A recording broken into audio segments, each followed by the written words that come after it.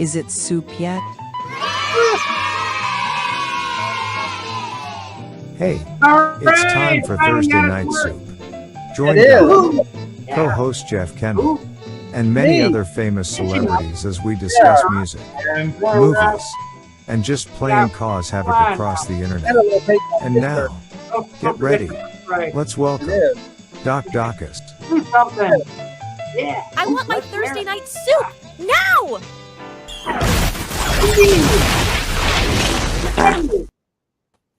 Get ready, people. Get ready, because here we are. Thursday night. And you know what Thursday night means? It's one day closer to the weekend. Quick week, eh? Doc is a marvel. Yeah. We are. We are. But if you're retired, weekends don't mean nothing. That's right. Oh, that's true. Every day's a Saturday. Yeah. But it just seems like you do a Yeah. show on Sunday and bang, it's Thursday and it's Dig in. I'm gonna Thursday make a night. And next calendar. thing you know, it's Friday. And it's I'm going to make a calendar, nothing but Saturdays. Yeah. well, it's like that now. Every Yeah. day's a Saturday. Wow. And we had a sinkhole happen down the street. Ooh.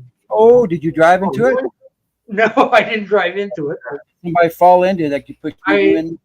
I presume they found it in time before some car went, hey, whoop. Wow. Find some skeletons from like a couple hundred years ago, or Yeah, but I presume it happened this morning because they already had it basically filled up. And I thought, that's a video. I'm going to make. Oh, they got it filled up already. Just those guys digging a tunnel from Stalag 13 and they went a little too far. Could be, yeah. down the hole. Yeah, I Doctor know. down the hole and said, "Let me out." Yeah. Whatever, the hole's still in, but they still got it fenced off, so like. Oh yes, people fall in. Hello, Hi. Jeff. How are How are you? you? I'm doing good. Oh, that's swell. Ready for the Friday. It's going to rain all weekend here, so I'm stuck in my apartment. So Wonderful. Ah, You gonna melt?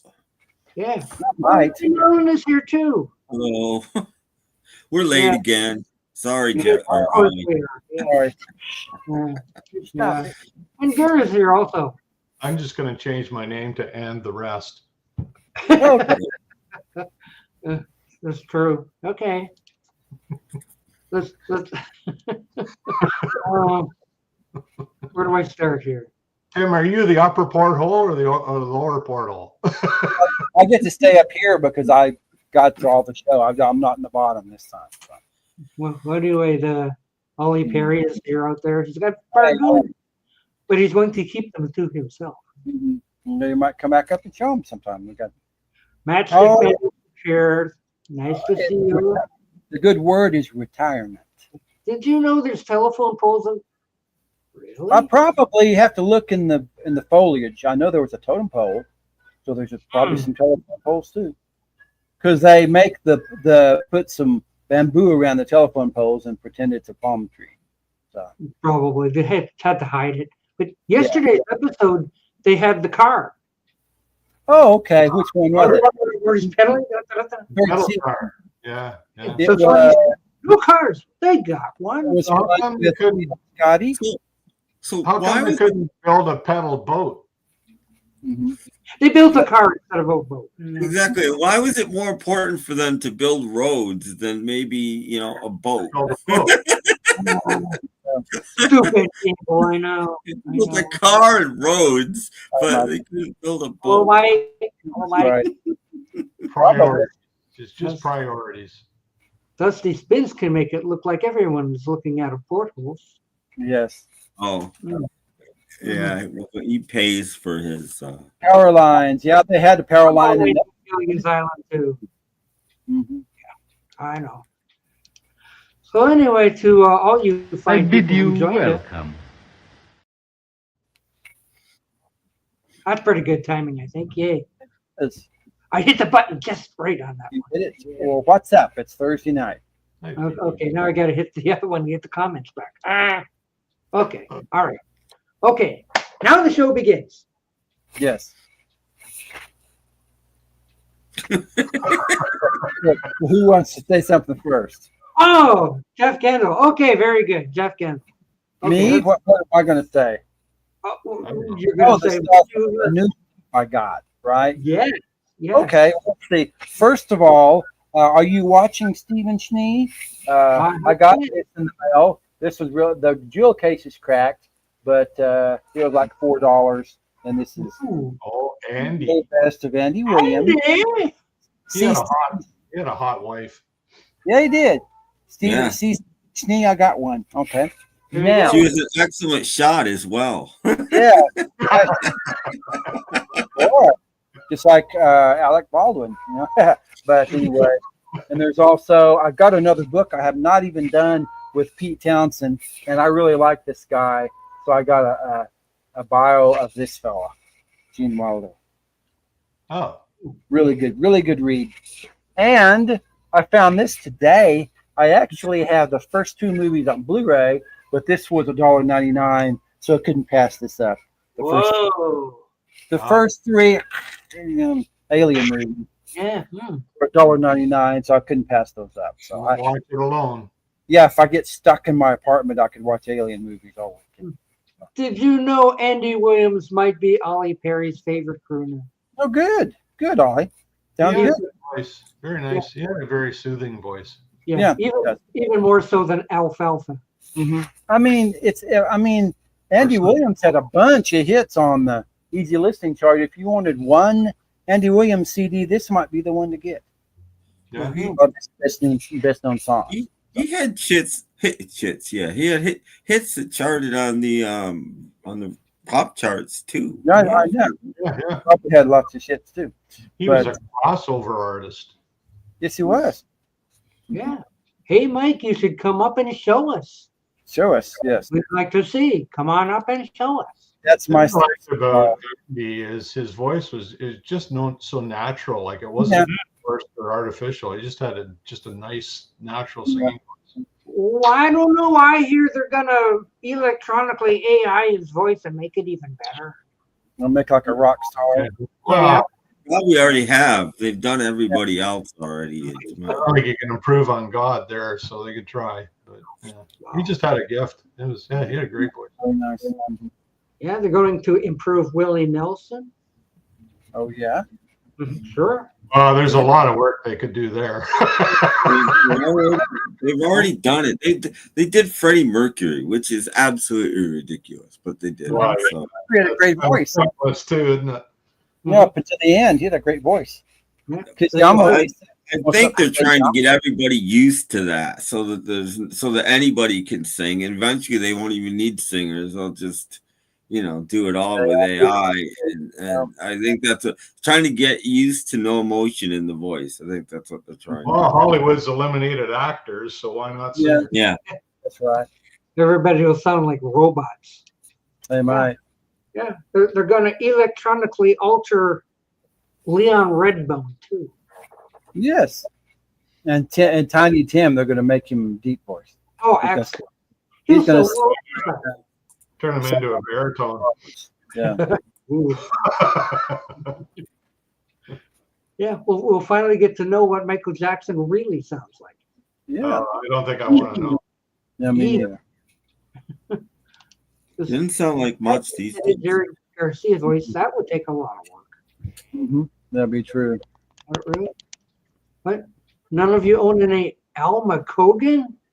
I don't think I do. Any what? Alma? I don't know that voice name. I don't think so. I don't know that name either. Sorry. Mm-hmm. That's okay. Is Okay. it Graham for somebody else? Might be. You never know. Jim Morrison's aliases? Oh, Redbone. Okay. Yeah, James Farley met Leon Redbone in a bar in West Virginia. Oh, yeah.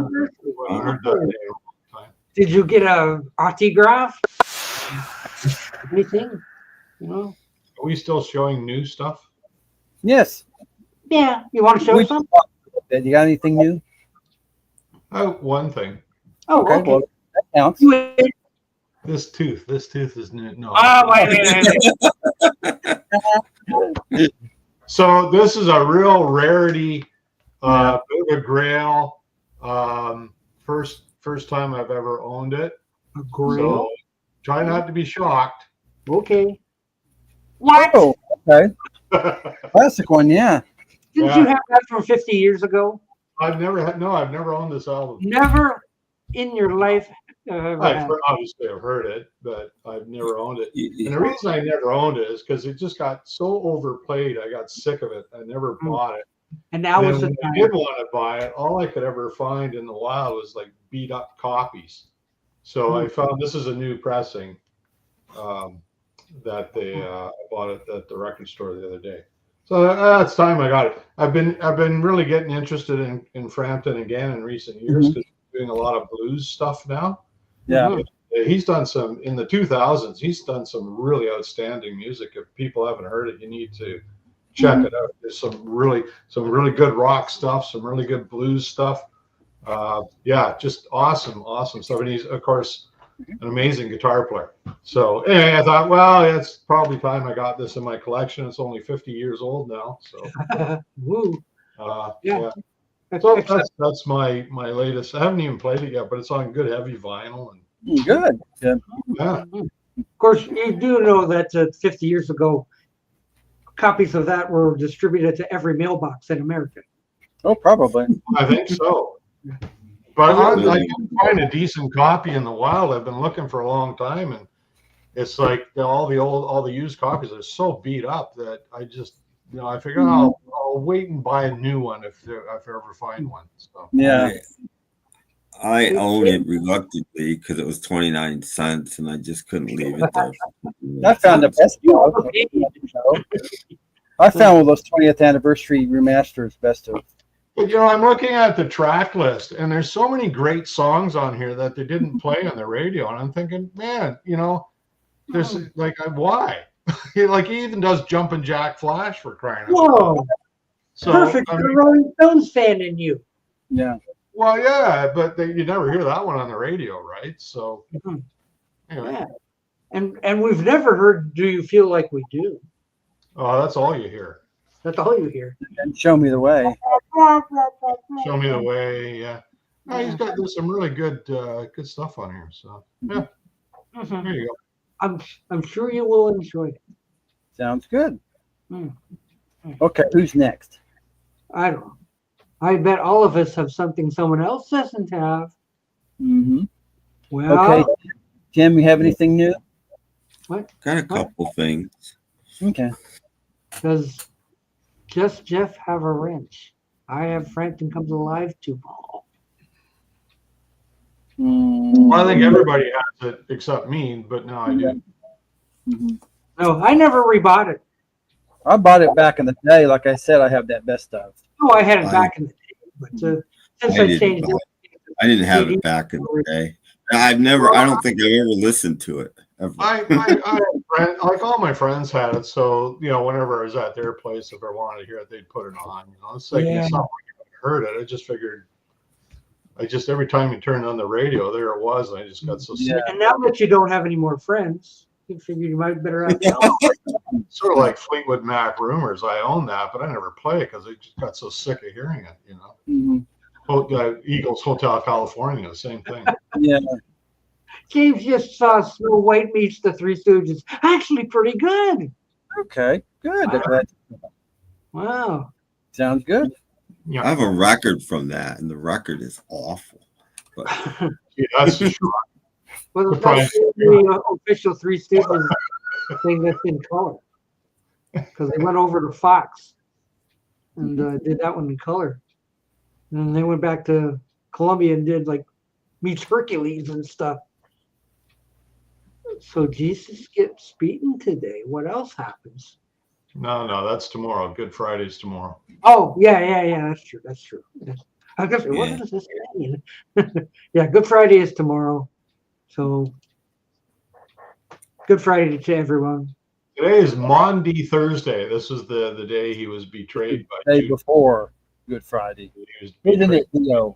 Today. Isn't it Dio? Yeah, this is Dio. That is Dio. Ace is asleep somewhere. This is Dio. Is he named after Ronnie James Dio? It's possible. I'm really not sure. See, it's Friday in Sweden. So Oh, that's go good. Well, that's true. Yes. So it's Yeah, Friday. Friday in Canada. It's good everywhere. So it's What's Friday. what's the stock market going to do tomorrow, Christopher? Yes, we have Good Friday. It's actually Good Friday. Good Friday is a statutory holiday in Canada. Yes, it's called Good Friday, Swell Friday, Excellent Friday, all those. Right. Yeah, I assume it's a holiday in the U.S. too, right? sure. It's not a holiday. No, Oh, I mean it's not? people. Oh, it Easter seems- isn't even an official holiday. Like, Oh, really? you don't have to get the day off if you work. You don't get paid overtime or anything like that. It's just considered Well, they call religious. them in Canada. We call them statutory holidays. So like they're nationwide, and they can't force you to work on a stat. Well, no, they can in America. They can. It's a religious holiday, and I always argue that Christmas is a religious holiday too, and everybody gets that off. Yeah. But it's not. It's the only one of the major holidays that's not considered a federal holiday. Yeah, Right. exactly. Yeah. Mm-hmm. Well, It was not Good Friday. It's no. Like we have other holidays that aren't. What is Yeah. Saturday called? Well, I call it Saturday. It's Saturday. Yeah. The day before Easter. Day before Easter. I I don't think think Saturday. like the one between Good Friday and Easter Sunday, I assume. I don't know. I don't think there is a name for it. It's just Saturday. It's just Saturday. It's April the 19th. Yeah, I don't think there is an actual name for it. We'll There call probably it. is in the there probably is in the church calendar. There's probably a name for it, but I don't know what that is.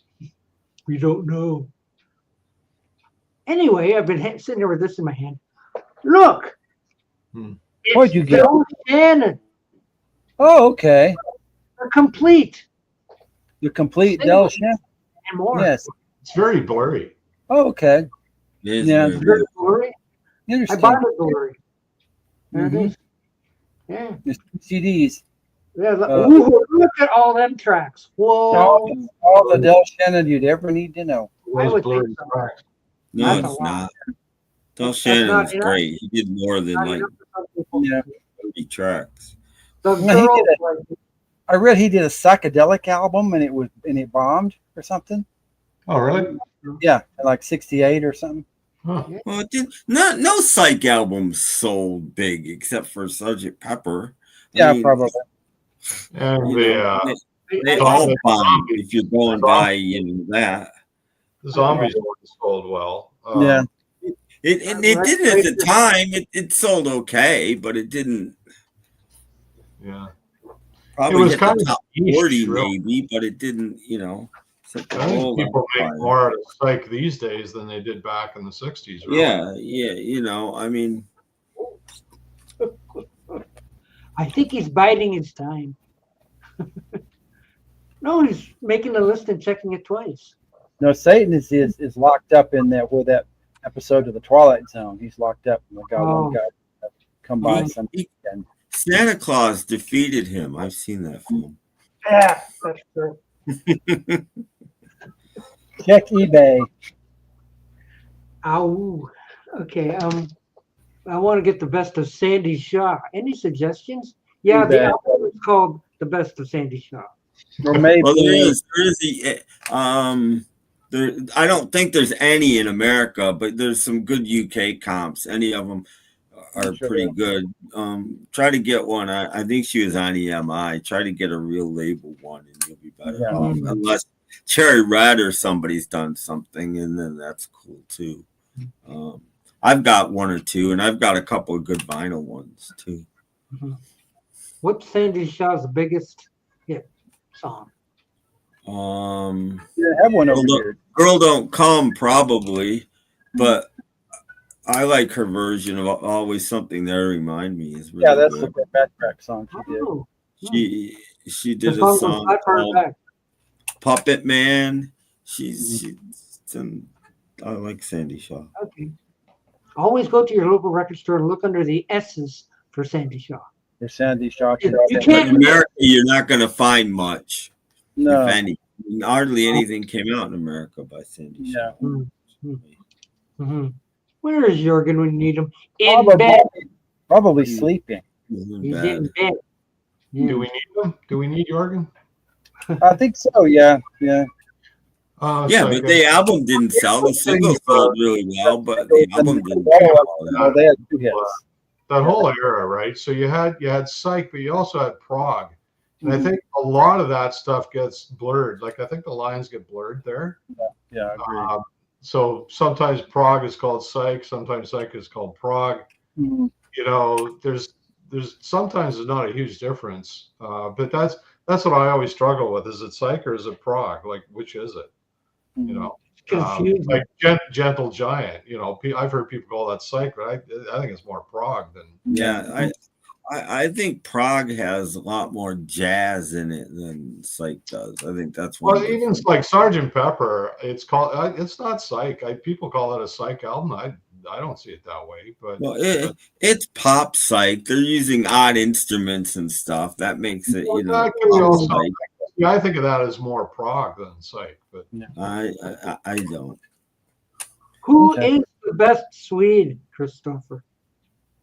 Swede. It's ABBA. The ABBA group, yeah. And then Jorgen, yeah. Yeah, or Blue They Swede. got a big jazz collection. you don't know enough Swedes to answer that question. Yeah, I don't know anybody from Sweden. Christopher knows. Yeah. Prog isn't as good as Psych. Yeah. Now, there was a guy from Sweden who was a foreign exchange student back in the 80s. I don't know if he went back to Sweden. So if anybody from Sweden knew a guy who was in Oklahoma during the 80s, then that's the guy. There's only one? Yeah, the only one Swedish person's ever been in Oklahoma? Wow. You went back and told the rest, don't bother. Don't bother. He's a nice guy, though. Unless you're interested in seeing a big inflatable lamp, there's not there back then. There now, yeah. I don't even think it's inflatable. I think it's it's solid. It's solid, yeah. Yeah. Is it solid? And it's still there. Yeah, I watched the guy that drove around the town and drove to the end of the main street, and there it is.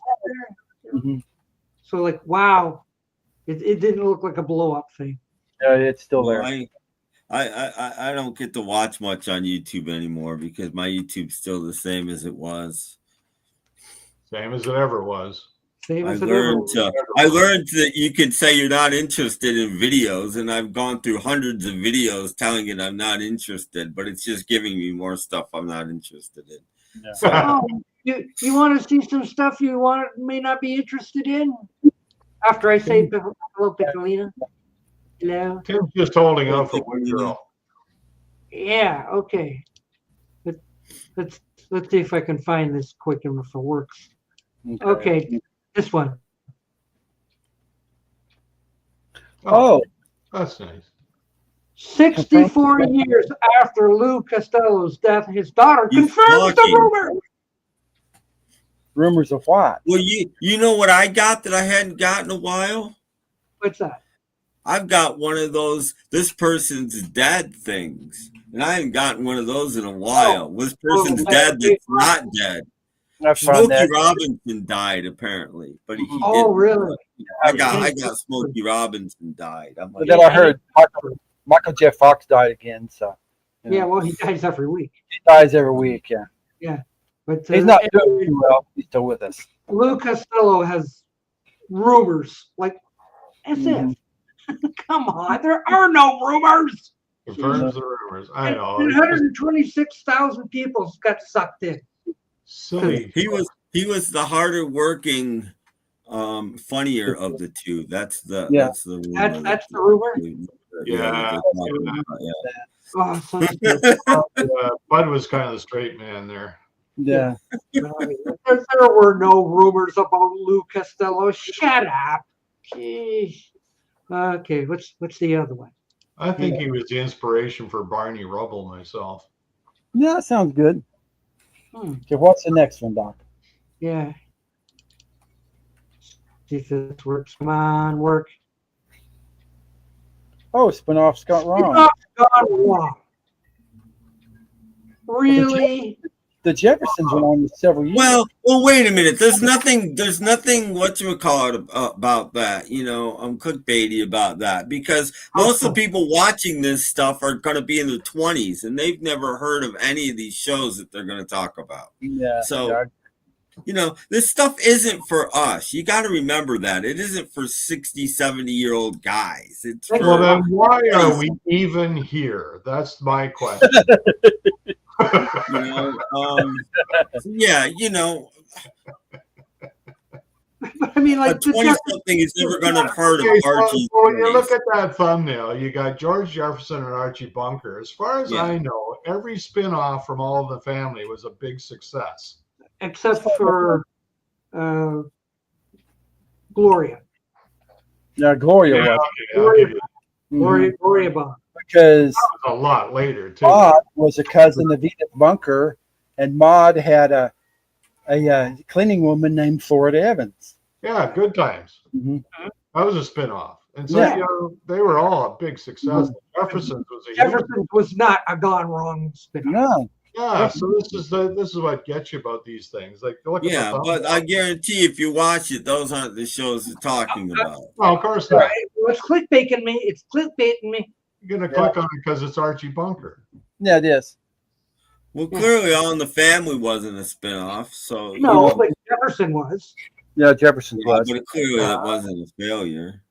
No, one of them were. But there's probably a spinoff of the Jeffersons it was. There was even Archie Bunker's those too.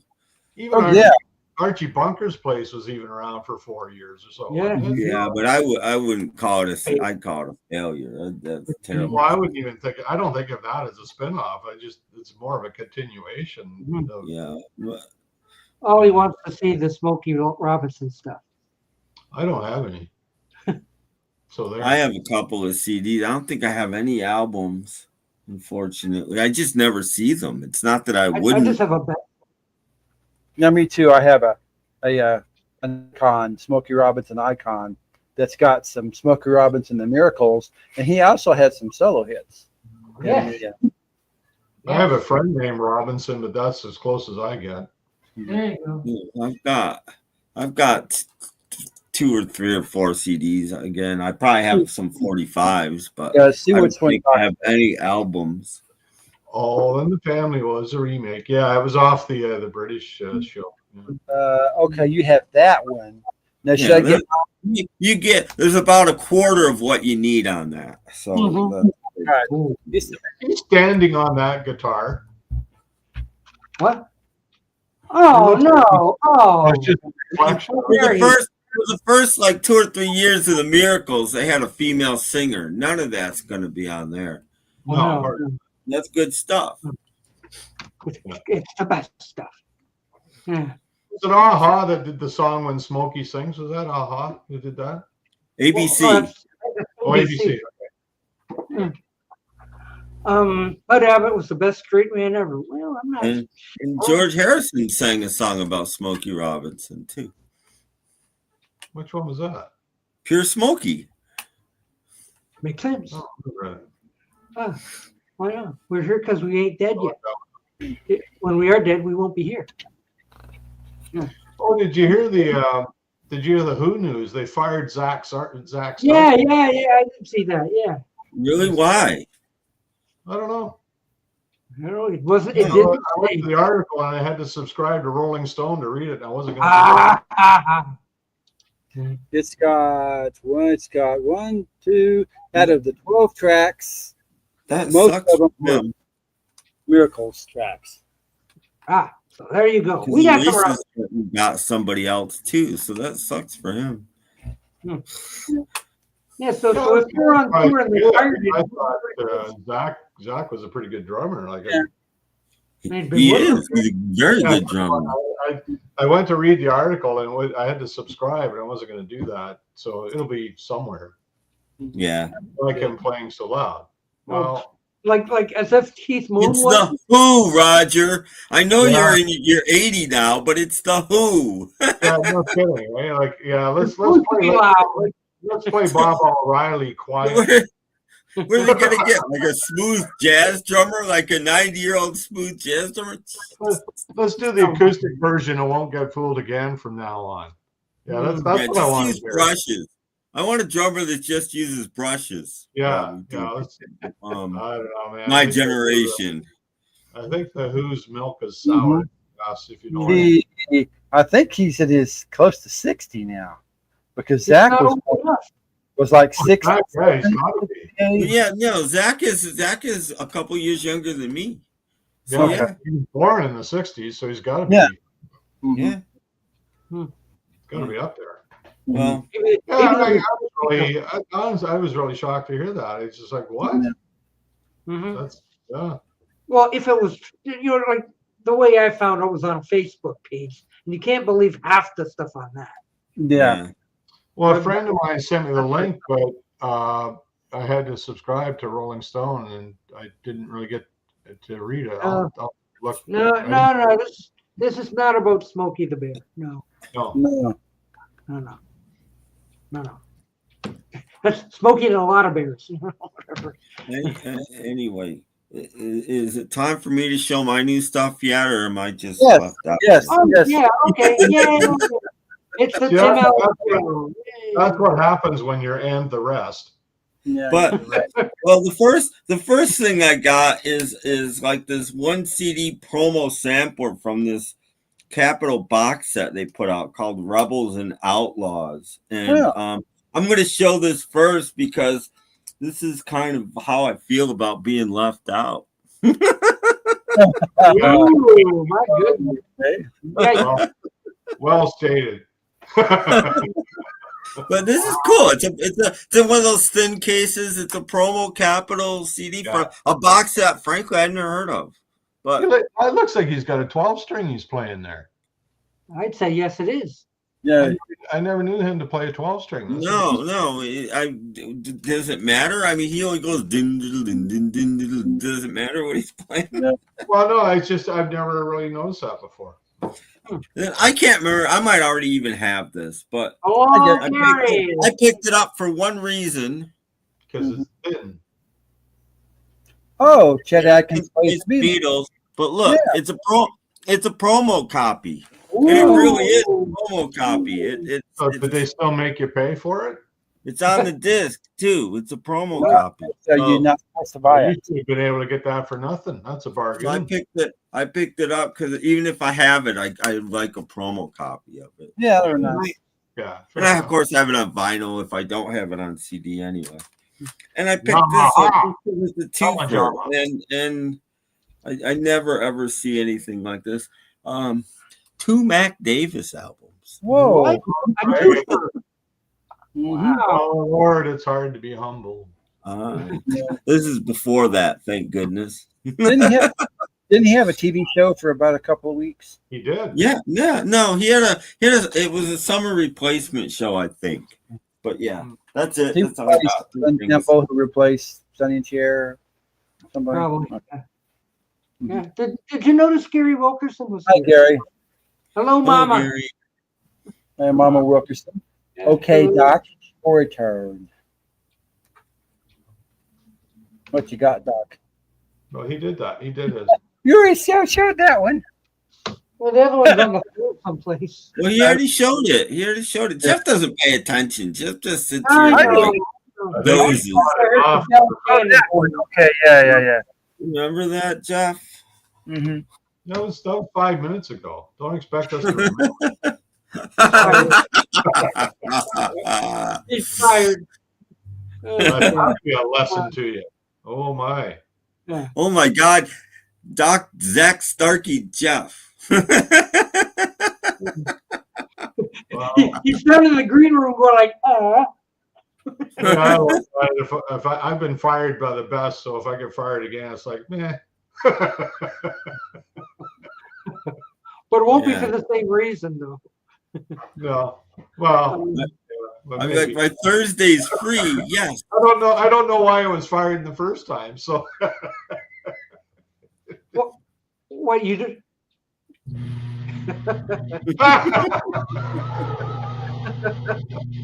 Ah, poor Jeff. Here, I'll put you back in your spot. There you go. Boy, he's temperamental, isn't he? Eh? Yeah. Yeah, I just got zapped. Did you hear me get zapped?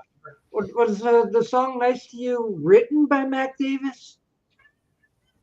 I don't know. I don't I don't know either. Right off. I don't know the song "Nice to You." He must be still around, eh? Yeah, by Gallery. Is Matt Davis still Oh, it might be. Matt Davis was a songwriter before it was anything else. He wrote songs for Elvis. He wrote songs for lots of people. Yeah, he's been around a long time. Is he still working? Must be still working. Yeah, he wrote. No, he died he died in 2020. Yeah.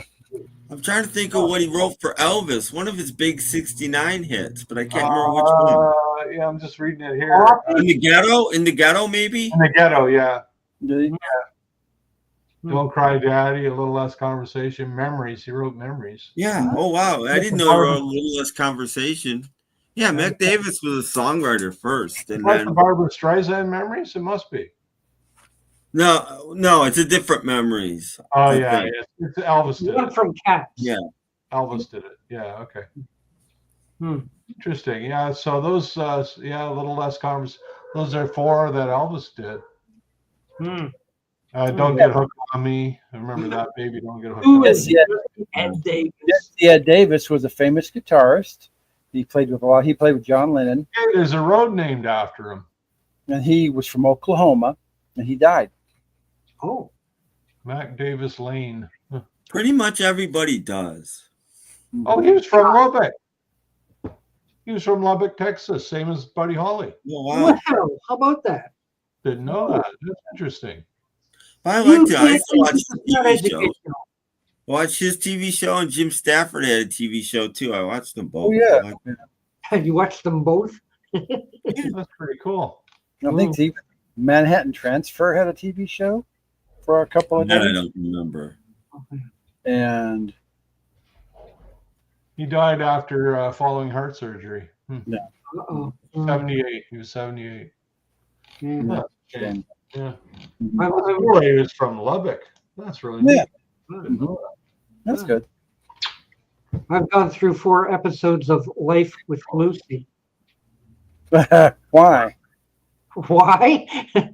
Because it's supposed to be such a failure, but nobody's ever really seen them.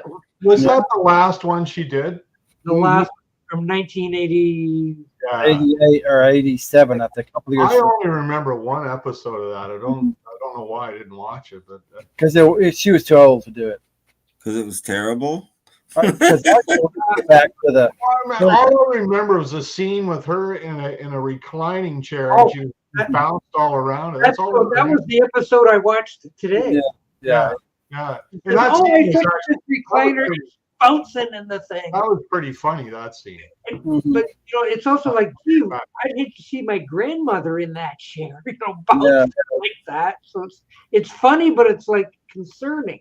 Yeah. I always go back to the first couple of seasons of the Lucy Show. It was in black and white. She started the Lucy Show like in 1960. Her and Viv and those kids. Yeah. Well, she's trying to do the physical comedy, but at that age, you're 75 years old. You should be. But what's worse is the family that she's living with. They're terrible actors. They're awful. The wife shouts her lines. The husband just doesn't have a good acting, whatever. So they're awful, really awful. It's like it's got Gale Gordon, yay! He can shout all he wants. He's known for that. But since I've only seen 4 episodes, they happen to have a special guest every episode. So today's was Gaudier. Where are you finding them? They're on YouTube. Oh, okay. They started to come up in my recommended. I went, really? Lifeless Lucy? I'd like to I just still get mixes in my recommended. That's all. Yeah. Here, spend So that was 35 hours watching How many this. episodes of that show was there? Probably 8 or 9. They Right, it got tanked. they did make 13, but they only aired 8 8, Oh. yeah. because I guess it was on ABC, and it was a half-ass Aaron Spelling production. But then they gave Lucy carte blanche to do whatever she wanted. She wanted to be Lucy Carmichael or Lucy Ricardo. No. So like, she's hoping like, oh, everybody loves the Lucy. That scene with the reclining chair was hilarious, though. That was really. No, I did kind of laugh because she's bouncing away. And, yeah, it was really funny. Yeah, but it was classic Lucy, really. It was classic Lucy. But you still have to wonder, like, she's 75 doing this. Yeah. I know. So it's like it's funny, but it's concerning. Yeah. But yeah, that was the episode I watched today. Lucy in the recliner chair. I think the only way that show would have worked is you stick Lucy and Mr. Mooney in a retirement home. Maybe. Well, I always read the comments. Right? Yeah. And they're talking about how it sucks. Was her kids part of the Life with Lucy? No. No. They had a little boy and a little girl, and Yeah, I remember it was like a family situation. yeah, it was like a young family, but they're awful. I can forgive the kids for being bad actors because they're kids. Yeah. Yeah. But the husband and wife, especially the wife, they're awful. Yeah. Now, did you see her special that she did in the 70s? Which special's that? She did a special in about 1976, and Ed McMahon played her husband. Now, it was hilarious. Oh, really? Mm-hmm. I couldn't recall that. Ed McMahon. That's interesting. Was her husband, and it was an interesting, but it was, She would have been in her 60s at that point. I guess. Yeah, she was still funny as all get out. Well, she was just a funny lady. I mean, Yeah, well, she's still funny, although she's got really too much eye makeup, though. Yeah. So like, depending on how the camera catches her, she looks like she's got black eyes. Yeah. So it's kind of like the what's her name? Baker there. The evangelist wife there, Baker. Oh, Tammy Faye. Tammy Okay. Faye. Yeah. She's got the Tammy Faye syndrome. Oh, plaster. Black eyes. Yeah. Plaster. Like should have cut back on the eye makeup. Yeah. She's getting at it. There's a scene where like they can't sleep at night, so the whole family's coming down, and I can't sleep. Meanwhile, Lucy's got these black eyes. Yeah. And her glasses are like this, aren't they? Enormous glasses. Oh no glasses. No glasses. Oh, no glasses. Okay. Glasses. No, Lucy I don't doesn't wear glasses. remember watching an episode or Gil two. Gordon doesn't wear glasses, and he was 90. Mhm. Or I'm sorry, 80. Mhm. I checked to see how old he was at the time. Yeah. He was 80 at the time. Well, but what's kind of also weird though, that if the show had have been good, she would have died in the second season. Yeah. She was that close to death at that point. Mhm. Oh, she died right after then. Yeah, but I mean, if the show had stayed in production, Well, she probably died because they canceled her show, They rattled her to death in the chair. It's just Yeah, simply the chair wild. did it. Probably. and the chair killed her. Yeah. Chair killed her, yeah. An electric chair. Yeah. I'm My only favorite, episode four, Yeah, so- that's a shame. no, my favorite of her series is still the Lucy Show. Oh, yeah. She did that from like 60s to 60s. Oh, yeah. One with Vivian Vance. Vance and, Mhm. Like after Vivian Vance left, It was like, well, Lucy always needed a sidekick. She. Mary Jane, and then she had Joan Blondell or whatever her name was. And this actually, you see the last person on screen of William Frawley, because he died a few weeks after doing a cameo on an episode of Ooh, Lucy, like a few weeks. ooh, that's scary. Ooh. Mm. Kind of like the last days of. Yeah. That'll be on that Dearly Departed channel. Yeah. Yeah. They did already. Yeah, James Frawley. The rumors are now out. William Frawley. Oh, sorry. Yeah. I spotted William Frawley in a couple of Abbott and Costello movies. Yeah. Him and Lou Costello were lovers, apparently. Oh, that was the rumors that just got That was out. the Yeah, the rumor. rumor's out. Yeah, the truth is out.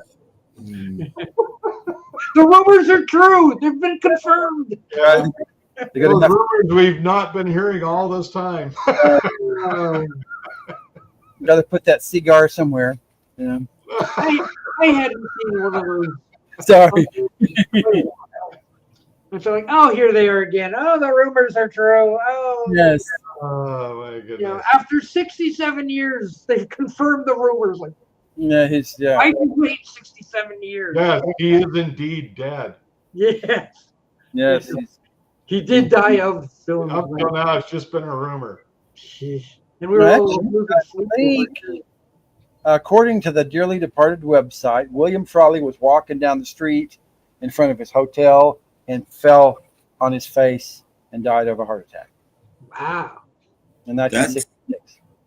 That's how Fred Allen died. Fred Allen took his dog for a walk and died on his front steps coming back.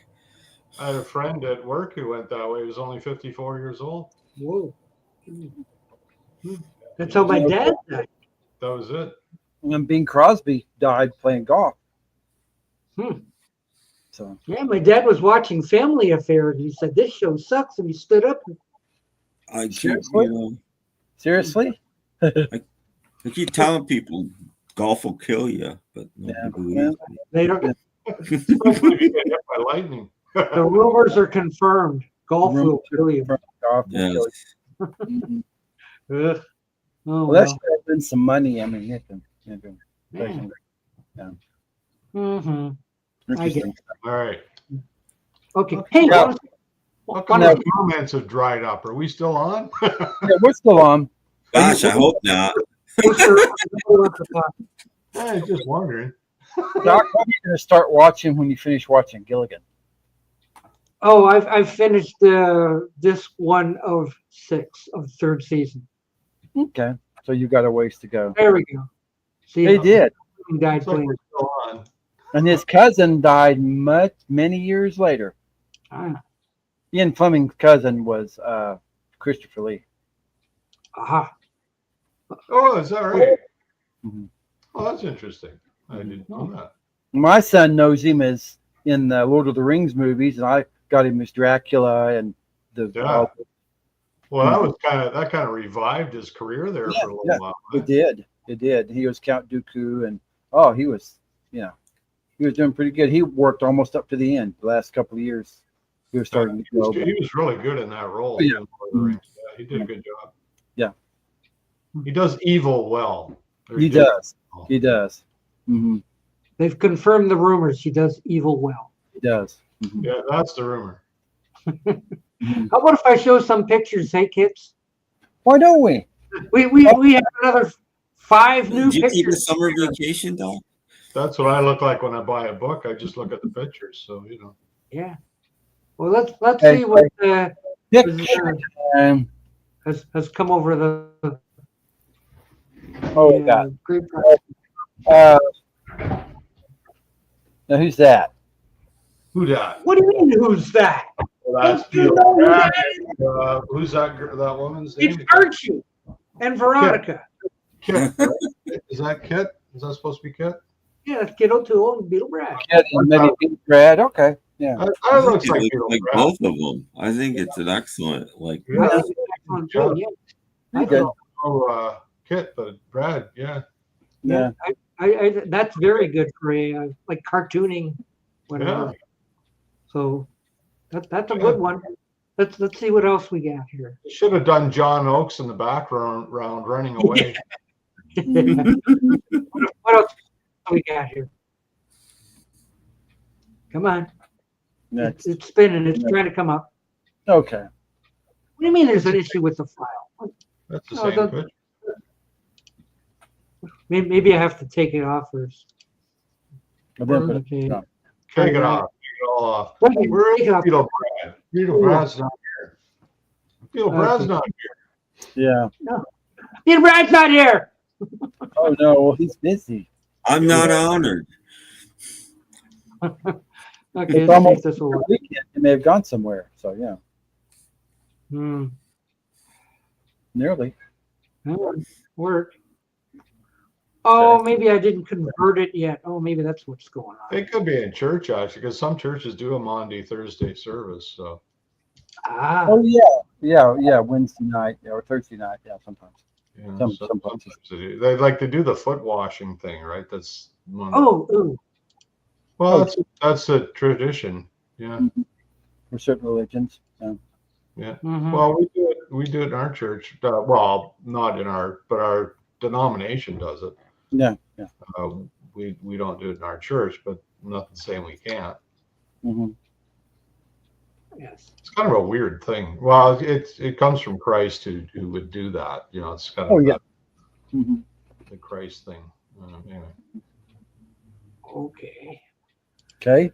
Hopefully I fixed the file. Second one. Okay. Picture number 2. What are you drawing this Right. picture yourself, or what's going on? Yeah. Yeah.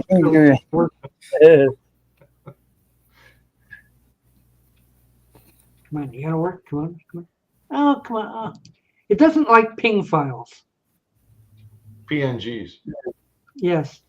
Nothing What's does. I don't have a computer that likes a Using PNG. ACDC, it likes everything. Yeah. Well, I have to convert the files. Yeah.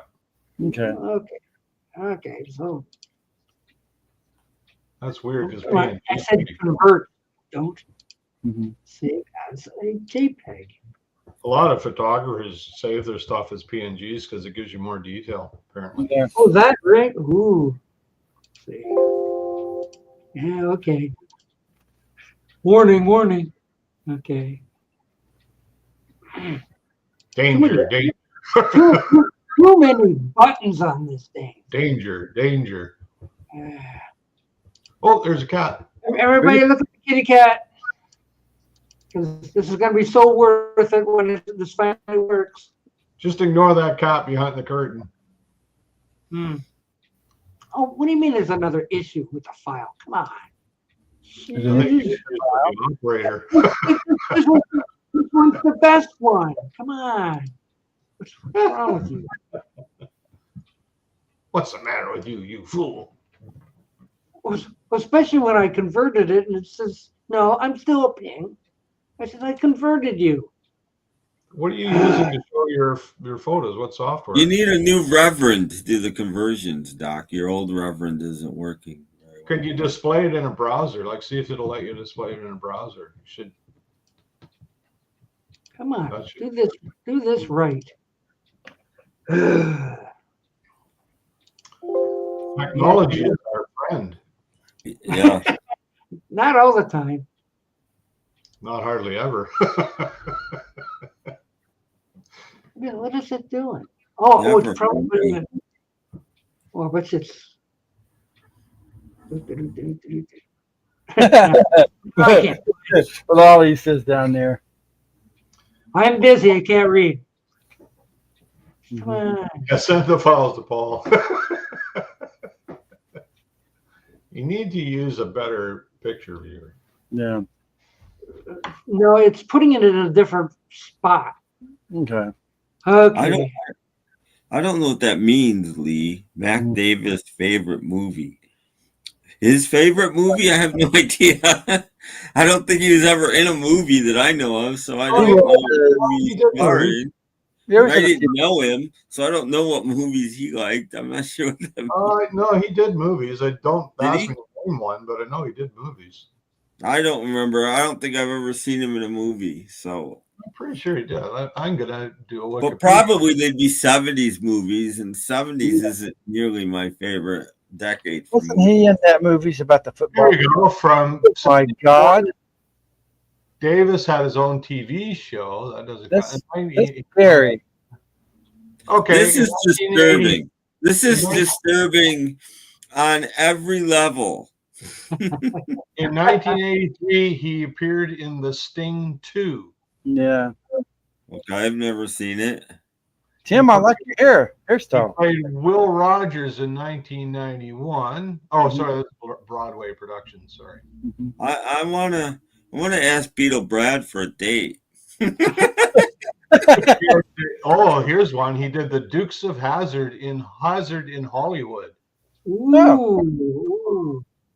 Wow. I didn't know he did movies. I had no idea. Yeah. Well, that answers your question anyway. Mm-hmm. Oh my goodness. He finally saw. Well, I was looking at Mac Davis. Oh, That's that is scary. kind of creepy. Yeah. That's not. Okay. I look a little like Maud. That kind of looks like my mother. I knew. I do think Beetle Brad is fetching them. I don't think I'd want to date any of those women. No, I did know a couple of girls that had the shave. Although, Tim, you're looking pretty cute there, I gotta say. Oh, thanks. Jeez. And Jeff Kendall. Why does every picture? Jurgen's right. Every picture of Jurgen, even when he's made into a woman, he looks at least 10 years older than he actually is. I don't understand. Yeah, Jeff, you'd be okay without the mustache. Probably. I still got the hat though. Look at the hat. That's pretty funny.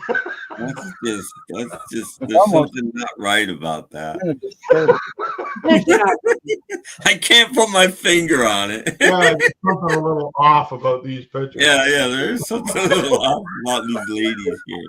I think Beetle Brad kind of looks like Audrey Meadows. Mm-hmm. The thing is, I think I've seen women that look like this. Especially that girl. Like, look at that with the beard and everything. I've seen that official hair. Yeah. I didn't know Brad was a sexy redhead. Yeah, I saw. Sexy as hell. I remember at the fair in the late '70s seeing a woman that looked like Paul My hair, in the carnival tent. What time I got that one to work? That was pretty so cool. Hope I don't have nightmares. So I think these are from Peter again, I assume. Yeah. Okay, ready for number 3, or you have to convert it to? Good job, Peter, if you're watching. That's hilarious. Oh, there you go. Snoopy Who meets Doc. Okay. There you go. I didn't know you had a dog, Doc. There you go with your grumpy face again. I don't get the Snoopy Who thing. Well, it's like Scooby-Doo, right? Only Snoopy. Yeah, but he looks more like Snoopy looks a lot like Tennessee Tuxedo there, and like posture and everything. Oh, you mean Underdog? I don't know. I like your raspberries T-shirt, Doc. Yeah, me too. Yeah. Well, that's impressive. Love the raspberries. Interesting. Mm-hmm. Big raspberry. Hang on. Two more. 2 more. Don't go anyway. Oh, it's Scooby-Doo and an older Doc. Well, I always look great as a cartoon for some reason. Yeah. But he tried to Scooby-Doo and it didn't quite work.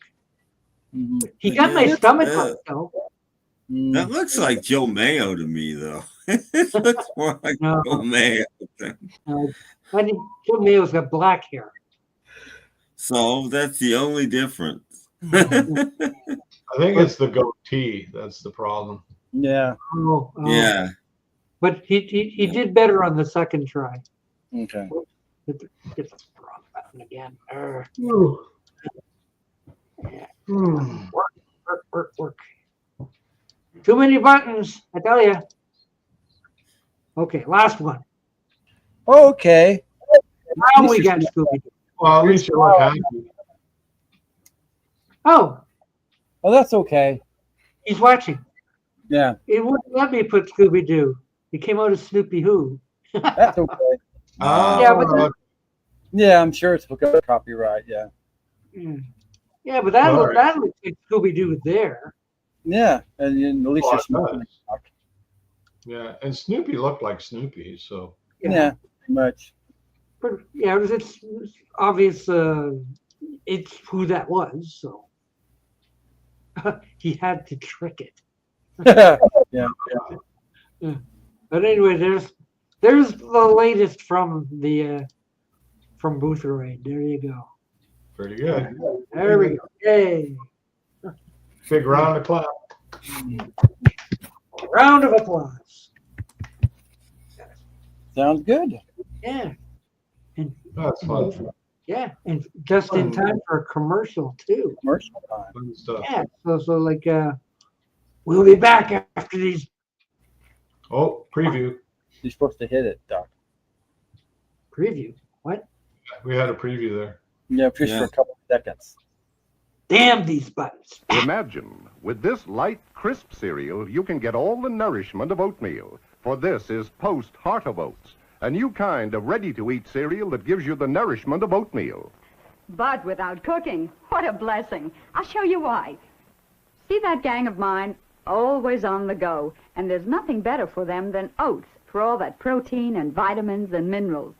And for those shenanigans, they need all those things. Well, with Heart of Oats, they get all the nourishment of oatmeal, both in summer and winter, in a fun way, the way they like to eat cereal. And I don't have the nuisance of cooking. Now you can get all the nourishment of oatmeal with Post Heart of Oats and milk. Crisp Those and aren't light. hearts. So light it fairly dances on milk. So give your family They're the strength of Cheerios that didn't oats with turn out new right. Post Heart of Oats. You know something? They taste just a little bit better. Boy, that's an awful small box. That could be a Days. commercial for horse food as well. Yeah. Like, I've like- seen lots of cereal You're commercials, like a triangle. and I'm pretty sure you're not supposed to eat it. Well, they are. And it's got Well, no, vitamins. all the cereal commercials you've ever showed, Doc, nobody ever eats it. None of the Tracy family ever eats the cereal ever. Just Don't look eat at it. it. I thought you weren't supposed to. I've got a super lolly, and I'll just look at it. Yeah, exactly. And it's a little teeny box. I got to buy it every couple of days. But I know. 4 of them having cereal, so everybody I don't gets. like the way the thing opens and there's no inner bag. People didn't eat you got to remember, we eat a lot more than people did back They in didn't the have 50s, bowl, 60s. like We somebody eat a lot more. Yeah, but I bet they didn't eat cereal for supper. What are you insinuating? Well, it had to have been because they were outside playing, and it looked like it was later Yeah. in the day. You know, like this wife doesn't cook food for them. I was expecting every dog in the neighborhood to come running into the house when she rang that bell, but it didn't happen. See, there's Peter's trick there. Is instead of asking, put Doc with Scooby-Doo, you have to put Doc with a Great Dane in the style of. We kind And it kind of worked. Mhm. It kind of worked. Not bad. Mhm. Still working on the video. Is it the ring? Is they playing outside before breakfast? Is that because they went outside before the sun came up? Jethro would be running. Yeah. Just not enough in that box for me anyway. One Say, box. Yeah, that's like half of your bowl there. I know. That's, you don't want to get spoiled if you and that bag of milk and everything. But you put golden syrup on it, and then it would be okay. Yeah, we were good. I think he's referring to Carol. Okay. I have no idea what he's referring to. Well, could it be corn syrup? Because we have corn syrup. I wonder if Yeah. that's what- Well, Carol was corn syrup. Oh, is it? Yeah, Karo. But they Oh, don't make it anymore. It's gone. Carol syrup. Yeah, I- I've never had it. I don't know. Back in the days when we were on a game show, and some of our contestants are leaving with Carol, you know, along with a nice and easy and a bottle of vitamins or something. Corn syrup is really thick. Like it's hard to pour. My mom bought Beehive golden syrup. But Yeah, it comes in the yellow. yeah, Jar. but in America they had Carol. My mom didn't buy any syrup of any kind except pancake syrup. That's it. Oh, you can use pancake syrup. Yeah, but that's we only ever had like Mrs. Buttersworth or whatever, you know. My mom got Carol syrup for cooking. There you go. See? Yeah, you made it with like pies and stuff, like for crust, graham wafer pies and stuff like that. And don't pour Carol syrup on your pancakes. Casey Kasem was the voice of Shaggy. That's right. Yeah, the original voice. That is correct. Yes. I think he did Scooby Doo as well.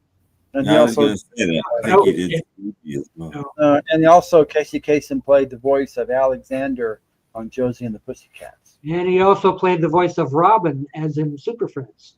Yes. And he also played the voice of Vito Scotti. He did.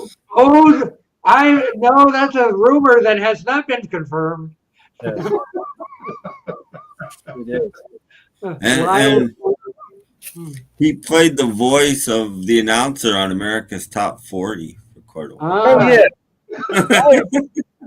You mean that guy calls himself Casey Kasem? Is that the guy? Yeah. Yeah. He played that guy. Yeah, okay. That guy. Yes. He was actually in a couple of movies. Casey Kasem did a lot of stuff too. Yeah. Not as much as Vito Scotti, but They still play that song on the classic rock station on Sirius. They still play Casey Kasem's Top 40. Top 40. Yeah, it still gets played. That's not his real name. His real name was Kasem. Ah. Now, wait a minute. Is that a rumor that's been confirmed? Well, he is from the Middle East. Like he was. Was he Iranian or what was he? I don't know. I can't remember. His real name is Kasem. Yeah, he's from the Middle East. Yeah. He's Arabic. He could be. I think it might have been Iran or possibly Saudi Arabia. I think it was. No, you're thinking of. I'm gonna look it up now. You're thinking of Gene Simmons. No, he's Jewish. He was now Gert looking up. So. He was not. Anybody? This is a true thing. I'm not making this up. Does anybody remember when they tried to make Casey Kasem's Top 40 into a TV program, and he did it on television for a while?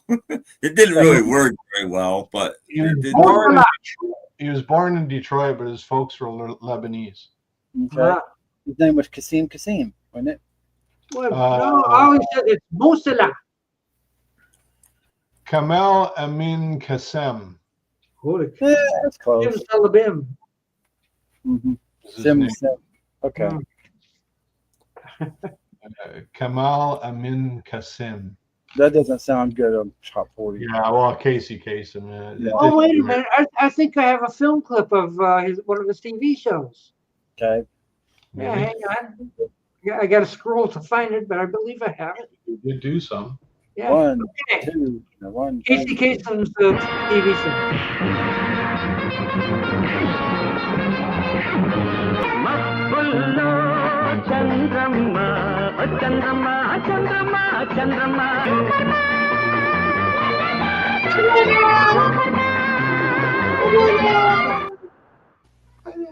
That was You're not fooling me. No. That was John Belushi. You're not fooling me. No, Casey was the guy hanging on the wall there in the background. Yeah. We're all old. Our knowledge is moot. I know. We get just fade away. Then why are we here? Whatever this is. Yeah, whatever this is, don't know. Now, whose birthday is next? Oh, I don't know. Let's find out. Because it's almost May. I think there's one in May somewhere. Yeah, it's almost. We're all different. Good job, gentlemen. We're all different. Okay. It's gonna be Jeremy Gilwax. Oh boy. Ooh. Jeremy Gilwax. That'll be a party. Oh no! Oh, we just missed David. Oh no! Oh no! Oh, happy heavenly birthday, David Cassidy. Oh, happy birthday, David Cassidy. We missed the baby. My goodness. Dang. I hope he's getting reacquainted with his dad. Shame on us. I know. Yeah. I feel embarrassed now. Damn. Well, we'll be better next time. Yeah. Well, Next We have a lot of things in going I on. know there's so much stuff going on that we can't keep Yeah, track. I mean, we're older guys and we have Oh, Shala. schedules and I know my bills came in today. You know, gee, gotta pay bills in a week and a half from now. Yeah, bills in a couple of days. Yeah. Gotta go to Easter dinner on Sunday. You're not going to do a video of it? There won't be a show next Sunday because I'll be having dinner. Mm-hmm. We're not going to have a dinner with Doc video? No. me like hungry man dinner. Yeah. Are you meeting with family? Yes. My older brother has invited me to dinner. You should just set up a camera and stream your dinner. Yeah, hi, I'm having Cam. That's gotta. Please pass the cranberries. BMX Seeker does that. Party. Yeah. BMX Seeker does that. You could do it too. Now it's time for Doc's dinner party. Oh. This part of the family thing come up with beans. Isn't it? No. I mean, he was part of it. He was there when it started, but no. It came about because as a joke, people were showing records one day and showing stuff and blah blah blah, and I showed this, and everybody went, "That's pretty funny." And then, like 5 minutes later, I get a private message from Stephen Schnee, who is in this chat. And said, show the Partridge Family again. It'll be funny. So I did it. And then like 5 minutes after that, I get one from Bean, show the Partridge Family again. And that's what started it. So then in the next stream, wherever it was, I pulled this out again. And the people that knew, you know, and it just started. A stream wouldn't go by for like over a year where I didn't show this. So independently of that, I wasn't aware that was going on. I started talking about them on my channel, just in joking and passing, you know. So I did that for a long time. So the Partridge Family have always had a presence on YouTube. Yes. But that's how that started. We were in a stream and I just showed it as it was sitting next to me for some reason. So I just held it up and said, you know. And next thing you know, it became a meme. And it became a thing. And then I started showing random streams where people are like, why are you showing me this? You know, like Mail would have a stream and all of a sudden I'd be showing a Partridge stream. What are you doing? You know? It didn't actually become a thing. It became a whatever this is what it became. It took a little while. It took a little while to catch on, but it did catch on eventually. And James does his own stream on Sunday now. Is he still doing it? Yeah, as far as I know. That lasts for 5 hours or something. Yeah, for 5 James Monday or something. Is that the James Ono Lennon? Yeah, that Sinatra. Yeah. Oh, we have a unconfirmed rumor. Jeremy Gilbert. It won't be Susan Crowe. No. That's pretty good. Nobody have to play the tambourine for her. What? I feel bad for Zach. That's too bad. Anyway. Yeah. My brother turns up on streams the day Tim's brother turns up on streams. Because he can go back to touring with his dad now. Well, you won't see my family on any of these streams. They don't. I do kind of think if he was available that Oasis probably would have wanted him for this upcoming tour, but he wasn't available. I was joking with my buddy who told me, he says he could like the Guess Who, like Cummings and Bachman had decided they're going to tour as the Guess Who next year, so he could be their drummer. Yeah. Well, they've probably played with him because they've both played with Ringo's All-Star Band. Yeah. So you never know, right? I think they played when Zach was part of that band as well. So somebody's got to explain this to me. a Suzanne Crowe triangle, but the writing is pretty small. Oh, that's deep. I don't know. This is That's so deep, I don't get it. What is pretty that? deep for us old shake, belt. shake, and ding, and shake, shake, shake. I don't know what that means. I'm sorry. I don't know. The rating is Explain it. You have to explain it, Lucy. Yes. I think so. That's a joke that went over all our heads, I'm afraid. What happened? Yeah. Oh, wait a minute. Is DC still here? I don't know. Hope DC's. Yeah, I- you were there 5 comments ago. Yeah. Yeah. I hope DC is still here because I have something for him. Go.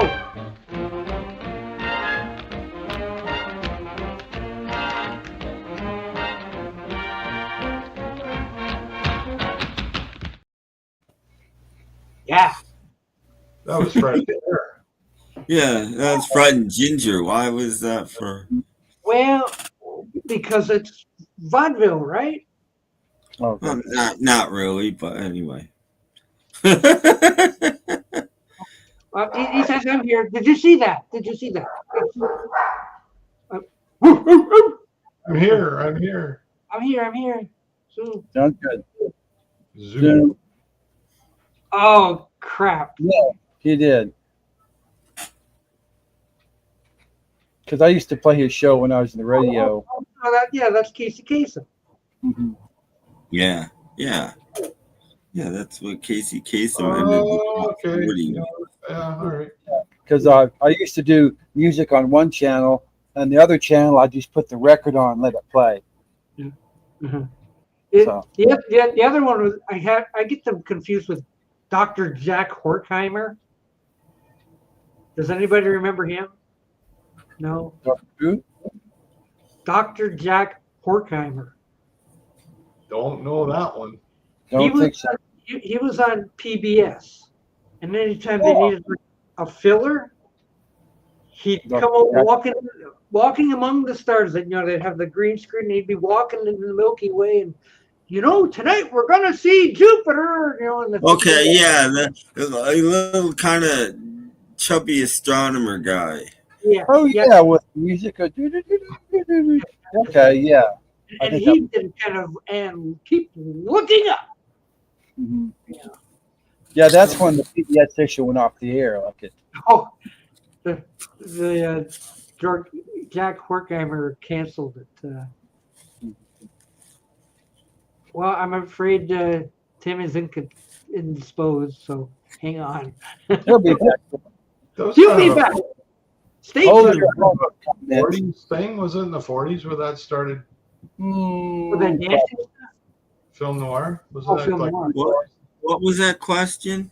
Okay, right here. Film noir start. Well, they don't really count it till post World War II, but it actually started in probably in the late 30s, really, when films started getting darker, and then it wasn't named till the 60s, but right, it was over by the time it got named. But yeah, that's true. Yeah. Always a murder involved. It had more to do with the lighting and everything, right? Yeah, and films were darker. The tone of the film was darker. They were almost anti-production code films. The whole subject matter was generally against the production code, but they made it anyway. Right. So yeah. Interesting. So yeah, I mean, it's not like you can't point at one film and go, "This is the first film noir." Film, it just was a start. It said starting in the late 30s. There would be I mean, even some of the later Universal horror movies have elements of film noir, even though they're horror movies and they're not crime movies. Well, there've been movies that pay homage to it for sure. But not as a genre necessarily. I don't think Wizard of Oz was one of them, though. No. Just saying. No. No. The Little Rascals did not start film noir. But No. by the end of World War II, or just after the end of World War II, is when it really gained momentum, and you know, but it started Another before. question for Tim. Hey Tim, wasn't Mayo doing a movie channel chat tonight? I didn't see it. If he was, But don't go to it. Stay here. Yeah. but then again, my thing's all screwed up, so I'm not getting everybody's things like I used to. So that's part of it. But I'm not aware of getting a message either. So I'll send you he some hasn't of my done one in content. like 6 weeks. So I don't know. Have you seen With Nail and I? I don't think so. I have. With Nail I and have. That's a I movie? didn't love it the way you're supposed to love it. It's an odd film. It was okay. I didn't hate it. I just didn't. It was weird. James Farley likes The Stranger with Orson Welles. That's pretty good. I've seen all of those Orson Welles films. That He's pretty noir himself. I like no, that's a film noir. I like the Whistler movies. Several Whistler movies, and they made it to a series too, as well. Okay. Star Trek's favorite film noir is Roger Rabbit. Yeah. And by the way, yes, we lost Wink Martindale. No. Yeah, he was what, 91? 91, yeah, well, time marches on, huh? Yeah, so he's up there with Jim Lang and Well, Bob Barker, Jack Berry. Yeah. His little buddy Elvis. He was really good friends with Elvis. Alan Ludden. Even sing. Somebody asked me who would name their kid Wink, and my answer was Wink Senior. Yeah. I suppose. I don't know. But yeah, Wink Martindale's left us. So he couldn't so hold I hope there's going to be a marathon of tic-tac-toe put on TV in his honor. He did a lot of shows, though. He didn't hold a candle to Chuck Woolery, though. Yeah, no, he did a lot of stuff. Yeah, Joker, yeah. That was on CBS. He was already dead when he was hosting. I know. Well, They were holding him up with sticks. Yeah. Oh yeah. Joker. Yeah. Wow. Somebody was the whammy. Was that the whammy one? No, with the devil. Oh, it was the devil. Okay. And somebody did the lever. Luck was the whammy one, right? Yeah. Because somebody flicked the lever one so much they broke it, so they had to fix the lever while they were. I think I remember that because you had to pull a lever like a flat. Yeah, they pulled the lever too far and went like cracked it off. Like, fix the lever. Slot machine, right? It was not go and come back and we fixed the lever. You know. Yeah. Joker. One goodness. Yeah. Hey, Tic-tac-toe had the stinking dragon thing. Yeah. But, like you had to choose like a square in the tic-tac-toe board and avoid the dragon to win. Yeah. Wink Martindale was in a rock and roll movie. Yes. Well, he started out as a rock and roll DJ. That's what he did at first. He's even singing. He put on new album. Yeah. All right. Well, yeah. There was a clip on Facebook that showed. I guess he was like kind of on an American Bandstand type show when he was singing his latest song. See, folks, Well, he made albums. He made at least one. I think he might have had a top 40 hit. I'm not positive. See, folks, if you weren't here, you wouldn't know all this stuff. Yeah. This is really important. He had, I guarantee, he had a hit that at least made the top 100. If it didn't make the top 40, I forget what it's called. Whispering Winds or something like that. Richard Dawson. I might have the 45. I know I have the album. Mm-hmm. Yeah. Well, just all those ladies. He got kissed a lot. That's for sure. Mm-hmm. I wonder how many cold sores he got from that. Too many. He actually died of AIDS kissing all those women, you know. That happens. Well, I think he was gone by the time AIDS came around, though. Yeah, I think so. Oh man, he was there forever. Anything was better than oh crap! Ray Combs. No, he was okay. No, it was Louis Anderson. Ray Combs. That chubby guy. Louis Anderson was the worst. Who? Louis Anderson. Yeah, he was horrible. He was horrible. Yeah. Tim Allen's sidekick was okay. He wasn't awful. Oh, that's right. I forgot he did it. Yeah. Yeah. 1, 2. Oh, what was his name? Richard Karn. Karn, yeah. He wasn't bad, actually. I remember seeing that. And then they tried Mr. Peterson there. Yeah. Mr. Peterson. Yeah, from Seinfeld. I don't remember his Yeah, name. there's been lots and lots of hosts of. They should have got Uncle Beale. Nobody would have watched. I wouldn't have. I think my favorite name was a game show host in the 60s called John Bartholomew Tucker. Oh, don't know that. He did a bunch of. He did one show called Treasure Island. And I think he was a news guy as well. They usually got weathermen to do the. Yeah. Well, this discussion wouldn't be complete unless we mentioned the immortal Monty Hall. Monty Hall and Tim Lang. Great Canadian. Went to the U.S., made it big. No tariffs then. No tariffs. Wow. They had sheriffs, but no tariffs. That's right. Wink Martindale had a #2 hit Really? with Deck of Cards. Well, he had a hit. I can't read the year. It's too small. 58 or 59. Okay, well. But yeah, Wink Martindale had a hit. I thought he did. Well, there you go. #2 hit. Oh, Bill Cullen. Cullen? Yeah, Bill Cullen. Yeah, he did everything. Yep. Bill Cullen. Bill Cullen was the original host of The Price is Right. Yeah, yeah. In the early 60s. He was on that. Was it To Tell the Truth? Was he one of the? He was on the panel. Yeah. He was on the panel of everything. Yeah. Oh. Yeah.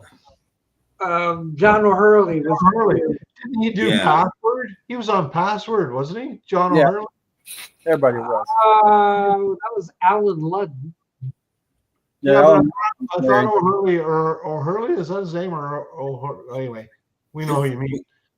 I thought he did Password too. He might have. They revived more recently. Every game show got revived at some point. Yeah, much more recently though. Like that. Yeah. John O'Halloran, wasn't it? Or was it John O'Hurley or John O'Halloran? I can't remember. Doesn't matter. We know what you mean. So, gotta help out these old people. Come on. Yeah. See, there you go. But I knew they were friends. No, I did not watch Double Dare. Come on, that was. No, I don't think so. Then. I didn't have. Remember the dating, the newlywed game with Bob Eubanks. Yeah. And Gene Rayburn, yeah. Yeah, Gene Rayburn too, yeah. Gene Rayburn. And Alan Ludden was married to Rick Convoy. Betty White. Oh boy. Alan Ludden was married to Barry White. Mary White. Till he died. They were inseparable till he died. And she lived on like 30, 40 years. And she was probably the most frequent guest on Password too. So she was funny even then too. You know. Yeah. And do you know what happened when she died? What? She left in her will that her house was to be demolished. Oh, really? Her house is gone. It was in Beverly Hills. So that's what started all those fires down there, maybe. Yeah, demolished her. No, but that's kind of weird. You know, she didn't want anybody. A little weird, yeah. To do his banjo. I don't have a banjo, but I wouldn't mind learning how to play the banjo. I have a banjo. Send it to Gerda. I don't have a banjo. Yes, that's supposedly a true thing. I don't know. They fired Zach Starkey because You have to ask Rob Cross. Well, I don't. Yeah, Doc was saying but I don't know. I just read that he got fired. I wasn't able to read the article, but the Who have always traditionally been a soft rock band. You don't want. That's true. Yeah, you can't play loud in there. Sure. You know. No. You know that whole windmill thing. That Yeah. wasn't to make noise at all. It was just Pete Townsend cooling himself off. Yeah, He'd get hot. He'd get hot, so he'd do this, so he'd cool down a little bit. Yeah. You know, Keith Moon smashing drum skins. That had nothing to do with being loud. No. That's weird. Tim, you have George Formby, yes. Oh, I'm banjo. I can't play an instrument. Well, maybe you could learn some. I like George Formby though. I want to learn the mandolin too. Mandolin's supposed to be easy to play. If you know guitar, it's supposed to be easy to play. So, even George Harrison could play mandolin. No, ukulele. Ukulele for George. Yeah, but you can figure out a banjo. They're not hard either. My dad had 2 banjos, and when he died, I got one of them, and my nephew they got the traditional. My nephew's a guitar player, and he got it and went over to the corner for about 15 minutes and came back and started playing Stairway to Heaven on the banjo. So it can't be that hard to figure out. Well, I'm sure, like, having played guitar for like 40 years, I'm sure I would have no problem with the banjo. You can do the 4 or the 5 string. I honestly don't know the difference other than an extra string. But well, yeah, and the extra string's only in half of the banjo, so it's weird. It's a bass string. I think mine's a 5 string. I think I haven't gotten it out in so long. It was my father's. That's the only reason I have it. My father didn't play either, by the way. He just liked banjos and had a couple, but he didn't play. And I think they're tuned in. Well, I know that I could be wrong on this. Are they tuned in fifths? Like the guitar is tuned in fourths, but I think the guitar is tuned to fifth. Is that where you could play like a bar? Or a fifth bar, or is that the mandolin? Maybe it's the mandolin. I don't know. But you don't play chords in banjo ever, so. I don't think. You can finger across it. You can play chords. I just people picking most of the time. Yeah, it's usually arpeggio picking. So. Yeah. Jeff Kendall's gone to get his banjo. So stay tuned. He can give us a banjo lesson. Here we go. All right. Okay. And now, ladies and gentlemen, Jeff Kendall and his banjo. What? I think we've been led awry. Yeah. Didn't you just go off to get your banjo? No, I went to shut my front door because it's dark.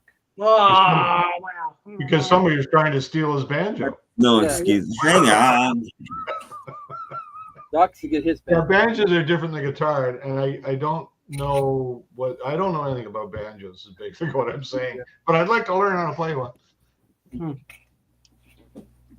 Tim's going to get his banjo. Tim's gone to get his banjo. Yes. So. All I know is guitars are turned. It's somewhere in his red room. Red room banjo. G. Look at this. Ger's getting a sunburn.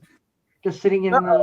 Sitting out in the sun. I don't know. Well, I was outside today. Maybe I did get a sunburn. I don't know. Here we go. Here we go. Feel hot. All right. I really do have a banjo. There it is. Yay. It's a nice looking one too. And no, I do. I have the 4-string one. Yeah. My nephew must have got the 5-string one. Well, or that you just cut it off.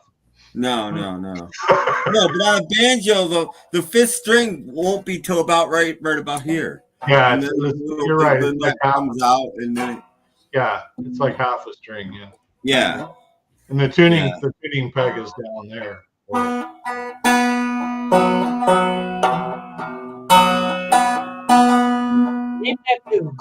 Yeehaw!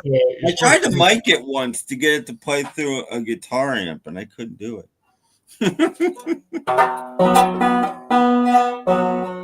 They're pretty loud anyway, you know. I tried to electrify it. Yeah, I wanted to see what a banjo sounded like distorted, but I couldn't do it. Fuzz banjo, yeah. But yeah, that's it. That's all I can do. I can't play. Well, like in, they obviously they can play their own sort of bluegrass stuff. Played everything. Even in a rock song, they can add some really interesting ambience. Yeehaw! Yeah. And even Peter Tork can play a banjo. Let's go. You should tackle the guitar.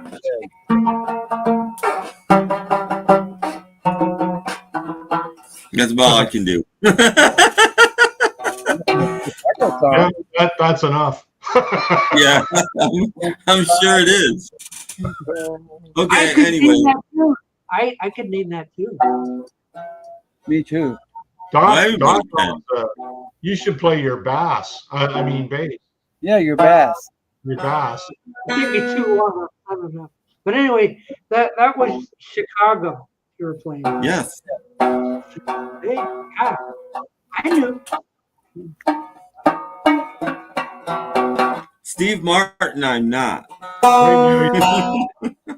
Right now he's playing Timbuktu.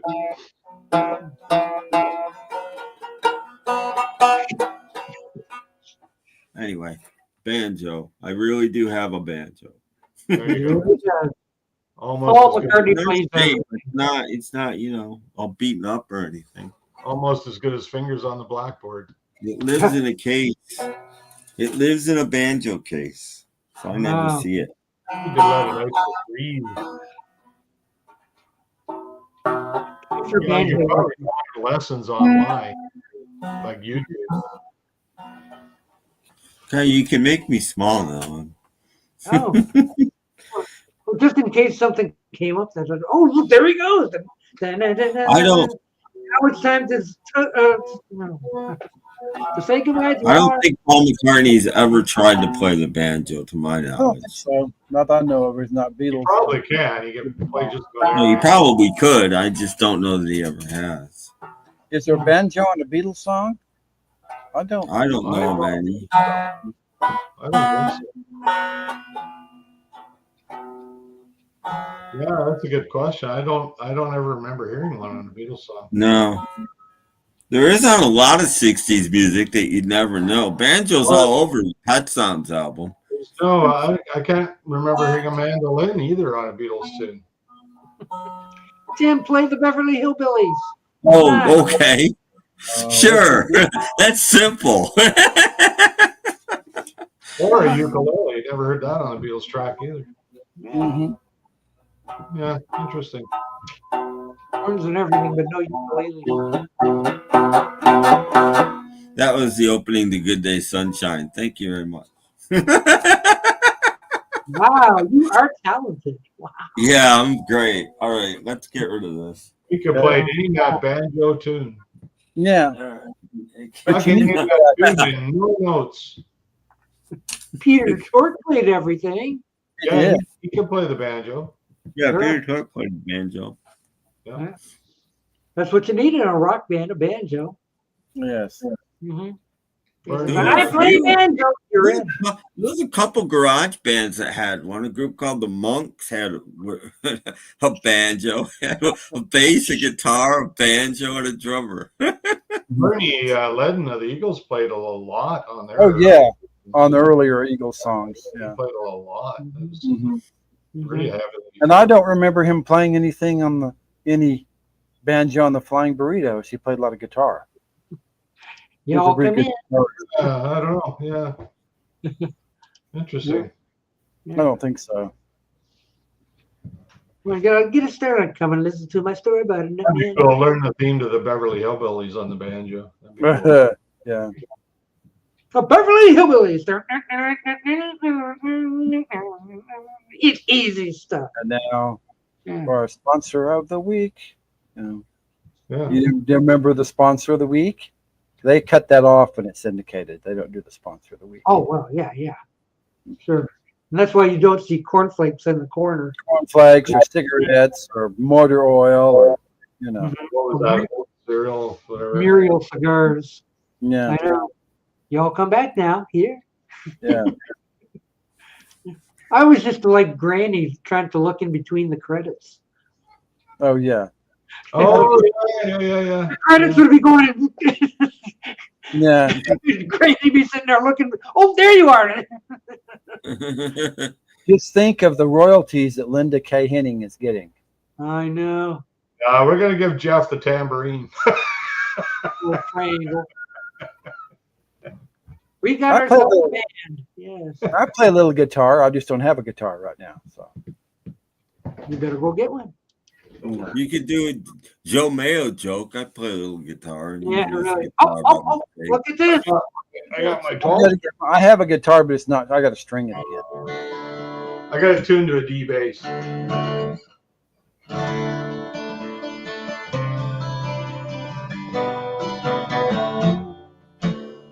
That was dirty. Oh dear. Trouble.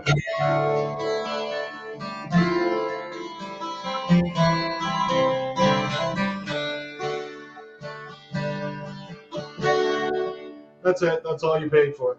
Oh. Well, that's more than what I've heard from Melody. I figure if I can do that, I could probably play the banjo. We'll get you one.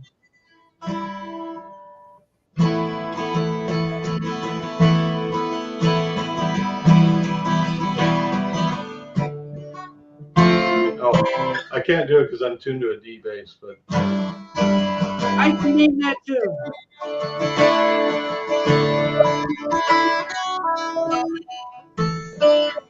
A minor. I'm messing that up. Never mind. I think that was supposed to be Gordon Lightfoot. Yeah, it was the wreck of the. I can't believe I got that. I'm calling that the wreck of the Edmund Fitzgerald. But see, even as badly as that was played, I still knew what it was. Being from America, we didn't know about that whole thing. I just saw a fascinating horror. That's one of the channels I watched about that. I didn't realize that was really recent. I mean, that had just happened when Gordon Lightfoot wrote the song and it came out. Yeah. The hit within like 2 months of it happening. I didn't realize it was like that. Yeah, it was really quick. He wrote it in like 20 minutes. So it was really, really quick. I was like, wow. Yeah, I thought it was this old thing. That Freedom song. Same idea. There, it was in the wrong key. That's what it was. Oh, here we go. Oh. Well, I'm big. And it just goes like that forever. Mm-hmm. Anyway, and yeah, it's great on the 12 string because it'll take too long to get it out. Gordon Lightfoot's the reason I own a 12 string guitar. I just when he started listening to him, I thought, oh man, that's beautiful. So anyway, we'll get the words for next time. We'll all sing along. You can sing any tune, any song to that song. Okay, like for example, you want to hear "Old Canada"? Sure, go. Oh, Canada, the true north, strong and free. Fantastic. You can do any song. You can do "Stairway to Heaven." There's a story I know. I can't remember the words. What are the words? The story. The lady I know. There's a lady who's sure all that glitters is gold, and she's buying the stairway. What is again? A lady? What is it? There's a lady I'm sure that. No, there's a lady I know. There's a lady who knows all that glitters is gold. Glitters is gold, and she's buying. There's a lady. Wait. There's a lady I know. That all glitters is gold, and she's buying a stairway to heaven. You can do any song. Sugar. No. Oh, sugar, sugar. No, no, fired. Play, Very good. play Helter Skelter. Honey, honey, honey. Oh, do Underdog. Yeah. Okay. If I get to the bottom, I go back to the When I top. get to the bottom, I go back to the top. Slide. Yeah. Oh, that's funny. Anyway, any tune you can play to that. It works Yeah. for anything. You can do the Star Spangled Banner to that. You can do anything. I guess. I'm gonna have to get some strings, I guess. I have the guitar I used to play when I was like 8 years old. In there, I'll have to get some strings that don't have strings anymore. So, Themed Underdog. Don't play for just my guitar string. Do a collab. Hey, here's one. Here's one you're gonna like. Okay. Here we go. Three sad souls, oh me, oh my.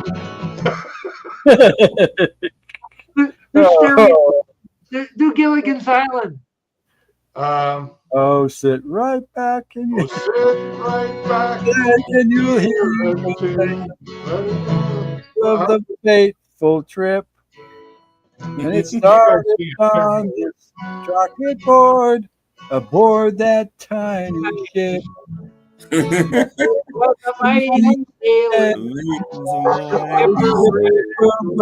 and sure.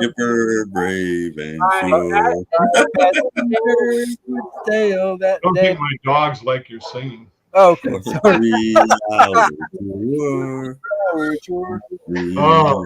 with it works. It's just a whole new segment we could do here. Yes. Tune in every week for this, kids. Mm-hmm. Maybe here in Michigan when the Fitzgerald sank, it was all it was a number one. It was big news in Canada too. You know, like that. Yeah, I didn't know. Well, I mean, I was what 12, 13 or something. So I didn't. I was in high school. I remember it. He did contribute to the families. Yeah. Mm-hmm. I remember the song being probably his biggest hit, and like it's 6 minutes long. It's a wonder. Yeah, the song was everywhere, and well, it was such a moving tribute, you know. So yeah, Paul sing along favorites. Yeah, Paul sings along favorites. Yeah. Yeah, because when I bought that CD of Gordon, do like the bouncing ball thing, like Mary. Yeah, ding ding ding ding ding ding ding ding ding. Just like they had in the theater, you know. That could be your live show, Paul's karaoke with Wreck of the Edmund Fitzgerald, and people just tell you what. And then you follow the lyrics of the song, but you only play There's worse shows out there, I'll tell you that. Mm-hmm. You get the best entertainment on this show. Come on.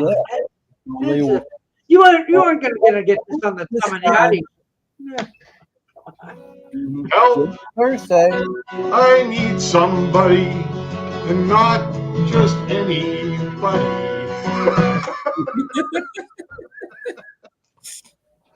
All right, I got. It's been a hard day's night. I've been working like a dog. You can take any lyric and sing it to that tune. Unbelievable! It's amazing. Wow. So look at all the royalties Gordon likes. His family. Probably get the show taken down now because of that. Yeah, I got repaying that. Yeah. Oh, gee, I never thought of that. Yeah. Gordon Lightfoot's family. They better not be playing that anymore. I did get a copyright strike from last week because of the Weir brothers. Another one. Wow. You got another couple. That stupid thing got copyright. I've heard of those guys. I just had it removed. Just take it off. Okay. Whatever. There's a fact that's wrong. I was heading for Detroit, but didn't fit the song. Okay. Yeah, because if it left Cleveland for Detroit and ended up in Lake Superior, that's wrong. Yeah, same. Well, no, it left from Was it Sault Ste. Marie, U.S.? For Cleveland. I'm sorry. When the ship left fully loaded for Cleveland, it was headed for Detroit. Yeah. But they didn't fit the song. I didn't know that. So it probably left like Chicago or something like that. It was coming over. No, it was at the far end of Lake Superior. It was like Sault Ste. Marie, U.S. or something like that. It was whatever's the big port out there. I can't remember. What Anyway, you want to learn about it? Fascinating Horror did a video on it. It's really good. His channel is excellent. I watch every Fascinating horror video that comes out. It's all real life stuff that happens. So it could have been, it was probably Duluth. It probably left from Duluth, Minnesota. I forget where he said. He gave all the details. I watched it like in the past week sometime. So they didn't get anywhere near Detroit. They made it not even halfway. No, they didn't make it very far at all before it just. No. When the winds of November come crashing, you don't go anywhere. I prefer Ride Captain Ride I myself. think it left from Duluth, which is the very tip of Lake Superior. I think. I'm not 100% sure about that. Somewhere way up there, where the gales of November come early. Well, Superior is like an ocean, really. I mean, it's pretty brutal. It's cold too and deep, very deep. Oh, yeah. It's very well. Where they hit wasn't deep. They figured it was a shoal, and a wave lifted the back end of the ship and pushed it down, and it actually hit. It actually ground it out. That's what they think happened on the shoal, and that's because it was filling up full of water anyway, and it was a lot heavier than it should have been. Like it was overloaded, from what I understand. It put more than it was actually supposed to be carrying. Yeah, that guy. And I don't think on water, and that just added to it, right? So, they've been doing proper maintenance, which is usual, and it was just it was one of those, pardon the pun, but a perfect storm of circumstances. Watch the Fascinating Horror video on it. It's really good. There's a lot of stuff on it on YouTube. A lot of it, because that guy that did the Dearly Departed side did a big video about the Edmund Fitzgerald. He's from Detroit, so he remembered when the ship sank. I remember watching one where they actually interviewed the captain's brother, he's still around. It was McSorley. Wasn't that the captain's name, McSorley? Oh. I think so. Could be. Yeah. Yeah, it was really probably Lightfoot's most famous song, really. Yeah.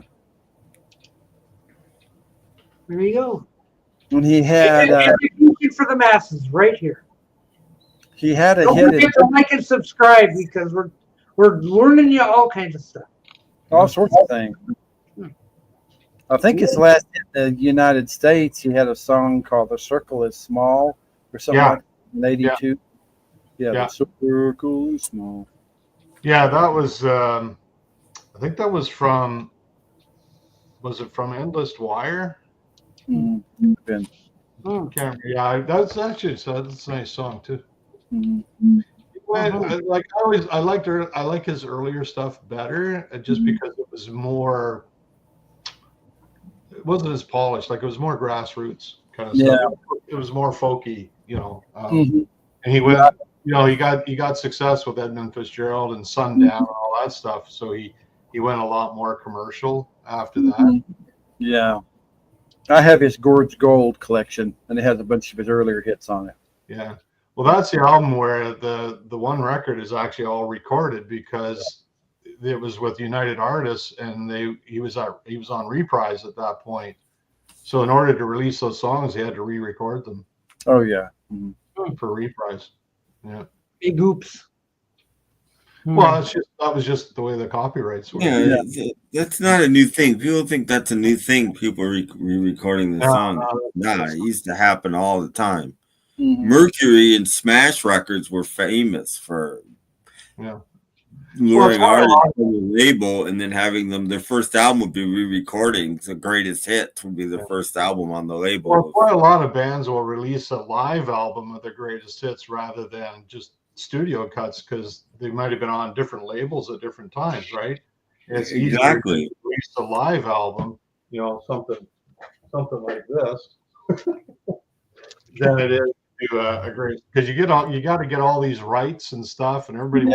Exactly. That's why Doc doesn't like most Neil Diamond collections, because there's a lot of live stuff on them because he was on a lot of labels. Yeah. Mm-hmm. If you want to get his hits, you got to use the hits that you've got, not the hits that somebody else.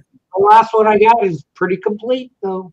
Yeah, but this didn't happen back then. This only happened in the last 10 years that labels have cooperated.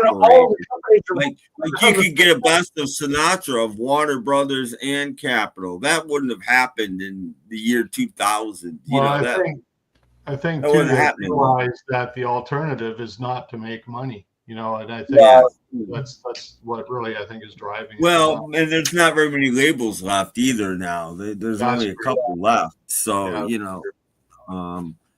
but yeah, so that's happened a lot. But back in the old days, I think Johnny Cash's first or second album on Columbia was a greatest hits album of just him re-recording some songs. Everybody did. Well, the last song they worked on was "I Me Mine," so I don't know if you want to count that. But John wasn't in. Three of them, yeah. The last single they did was "The Long and Winding Road." That was just John, Paul, Paul, George, and Ringo for that one. Yeah, John wasn't there for that one. No, he wasn't there for that. Yeah. So if it's not that, it would have been something on Abbey Road, I would think. Yeah. Mm-hmm. Hall of Fame, Pam. All four of them. Yep. And the last Beatles song that was worked on at all was, while they were still a group, was "Across the Universe." Believe it or not. Which was recorded like 2 years before, but yeah, that was the last one. Did they do recording, Tim, or was it just production? I don't even know if they're on it, but Phil Spector put the orchestra and stuff on it as the last thing he did for Let It Be. I don't think they were. I don't think they. Yeah, I don't think they're on it, but it's the last track worked on. Technically, that's the last Beatles track that was worked on and added to. I Mean Mine was the one before that, I think. Well, maybe Let It Be. I'm not sure when George did his guitar part for it. It might have been the same day as I Mean Mine, but yeah, those were the last three that were worked on at all. The next album you're going to listen to. Well, I haven't listened to this one yet, so that's. Yeah, I guess that's. Well, I got my Smokey out. Yeah. Yeah. Before I even put it back, might as well listen to it. Yeah. This is probably mine. Well, I guess we're all holding them up now. Okay.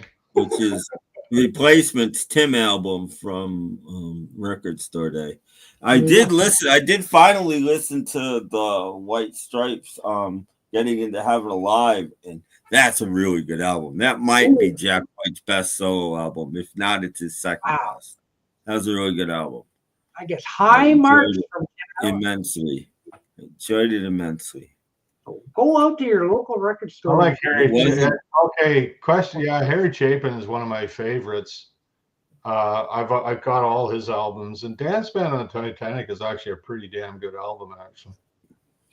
Yeah, that's a double album for you guys who don't know that. I think it's the only studio double album that he did. He did a double live album as well. He did a couple of double live albums actually. Yeah.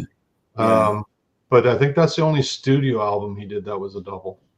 I didn't know Harry Chapin played on the Titanic. Yeah, well, Keith Richards did. Oh. Yeah, a lot of people don't know they were throwing Keith Richards' retirement party on the Titanic, and then but he bowed out. He bowed out of retirement. They used Keith Richards as a flotation device.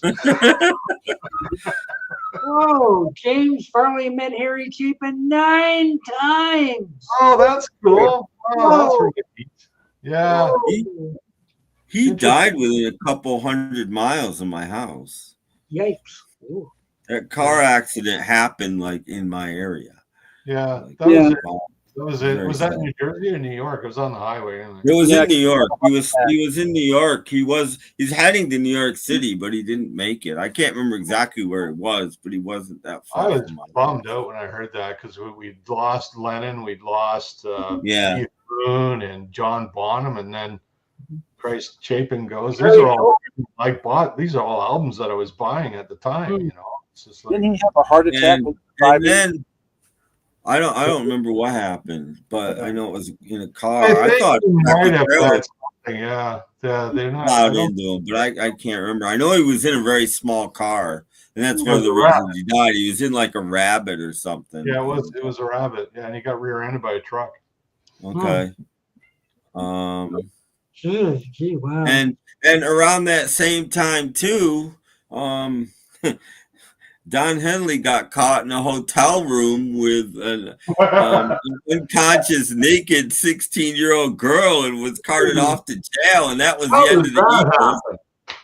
That was the end of the Eagles. That was around the same time as Chapin dying and all the rest of it.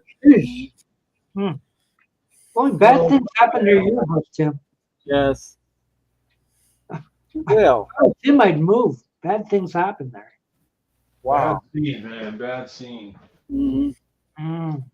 Well, yeah, Rod Sterling died near me too.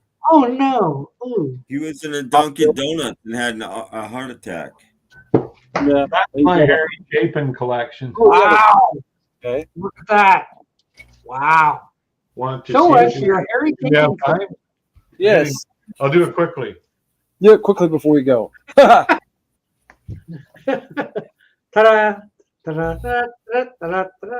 This is the one with Cats in the Cradle in it. Okay. Is there a Harry Chapin compilation of his hits? Yeah. Oh yeah. There's a few. Oh yeah. I have a 2 CD. That's his first live album that I bought. And there's Dance Band. Recently. I was sideways. Living Room Suite. His second live album. And his sequel to his first album. Yeah, I'm gonna say sequel. He had a hit. He was on the charts when he died, unfortunately. Sequel was the hit. Yeah, it was the sequel. Yeah, and he was on the charts. Now, there might have been other things released after, like studio takes and stuff, but that was the last official album. Yeah, that's my Harry Chapin. I love Harry. He's great. Look this up, Paul. Get the Harry Chapin anthology album. Oh yeah, nice, excellent, good job. That's good. Good job. Well worth it. Keith Richards used to be Keith Richards. I heard Joe Mayo say that. He would do that. Yeah, well, his name, I think there was a typo or something, so I can't remember if his name is Richards or Richard. But I think it was a typo where they called him Richard on the record, but that wasn't his name. That was an unfounded rumor.